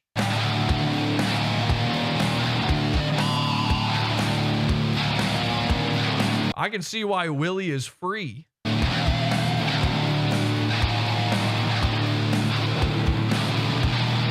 The couch creatures never fucking end. And speaking of never ending, guys, we're going to go over to the Pod After Show in the Pizza Fund. Join us, podawful.pizza. Get immediate access to this Pod After Show where we're going to go over something very interesting to me. I think you're going to enjoy it. We have another creature to look at. In fact, the last time we looked at this creature, he was sinking deeper and deeper into a couch. Well, why hide it from you? Let me show you exactly what I'm talking about before we go over to the Pizza Fund. Here's a little video. Let's just play this and see what this is all about. In Las Vegas, with Sam Hyde, Nick Rochford, Charles Carroll, and Chris Kattan. Yeah! Yes! Holy shit, did you see his little mung bean body going across that stage? Oh my God. And this looks more shadowy to you. I can actually make him out a little bit better, but this is perfect. Him in silhouette. When the top of his chest moves before the rest of him. Yeah, he's following his gut. Ladies and gentlemen, it is what is this? Perfect Guy Life. Perfect Guy Life podcast with special guest Podawful Goon Chris Kattan. All right. Oh my God. And Couch Creature Kattan. KKK, by the way. That's how that's spelled. Don't think about it. Couch Creature Kattan's little teats are running over so much. I think I heard James get hard just now. Chris, let's dig right into it. Let's go to usacrime.com, our homepage already. The sponsor of Skankfest, usacrime.com. I need to know what's happening in the world. Best Score is closed down, so you got to go there. Exactly. Yeah, Style Project is no more. I think they're probably still doing though. I think Style Project still exists. Good. Ogreish is probably alive and well. Chris, have you gone on Style Project lately? No, I haven't. I can't wait though. That is unreal. It's like it's not. It feels fake. If Chris Kattan is like a Muppet come to life, this is like they had Swedish Chef on as the guest. He doesn't seem like he belongs in other people's realms like this. And I say that even though Chris Kattan has been inside the Podawful realm, henchmen have seen him up close in real life, just as close as Sam and Charles are to Chris right there. So I guess the bit here is they're going to show Chris Kattan gore, and we will find out in the Pod After Show if that is as shocking or more shocking or less shocking than delivering him food. Which will he make a worse face at? You'll find out in the Pod After Show, and we cover it. Of course, this is a fucking video you can just see for free right now, I guess, on your own if you want to watch it. But if you like my commentary on it, you can join the Pizza Fund, podawful.pizza, get immediate access to this Pod After Show and all of our Pod After Shows. And depending on what level you join, many of our premium shows, our bonus shows, and our banned shows all over YouTube. We are not allowed to actually upload anything here. This stream you are watching right now is illegal. Join the Pizza Fund, support us, keep this going. Podawful.pizza. Urkowit, you beat me to it. I was typing it in chat while talking, and you still managed to beat me to it. We'll see you over there in just a bit. We're going to get that all set up. Go hug the website until it dies. DDoS it, because that's been happening every single time. Everybody goes to run to watch the Pizza Fund, and then nobody can watch it. Get over there quick. Podawful.pizza. We'll see you there. And I hope to see you guys for Awful Ween, October 30th, this Wednesday, completely free here at awful.tube. Until next time, have an awful day.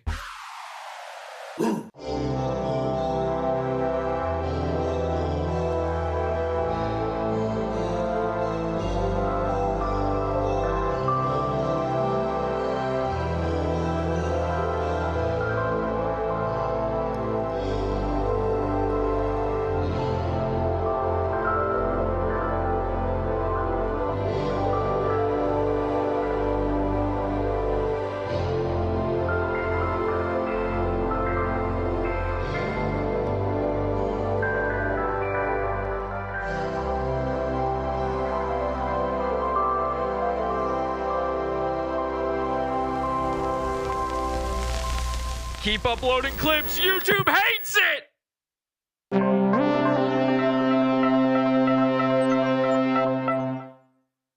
Oh, hooray, hoorah, hakulu, kalay.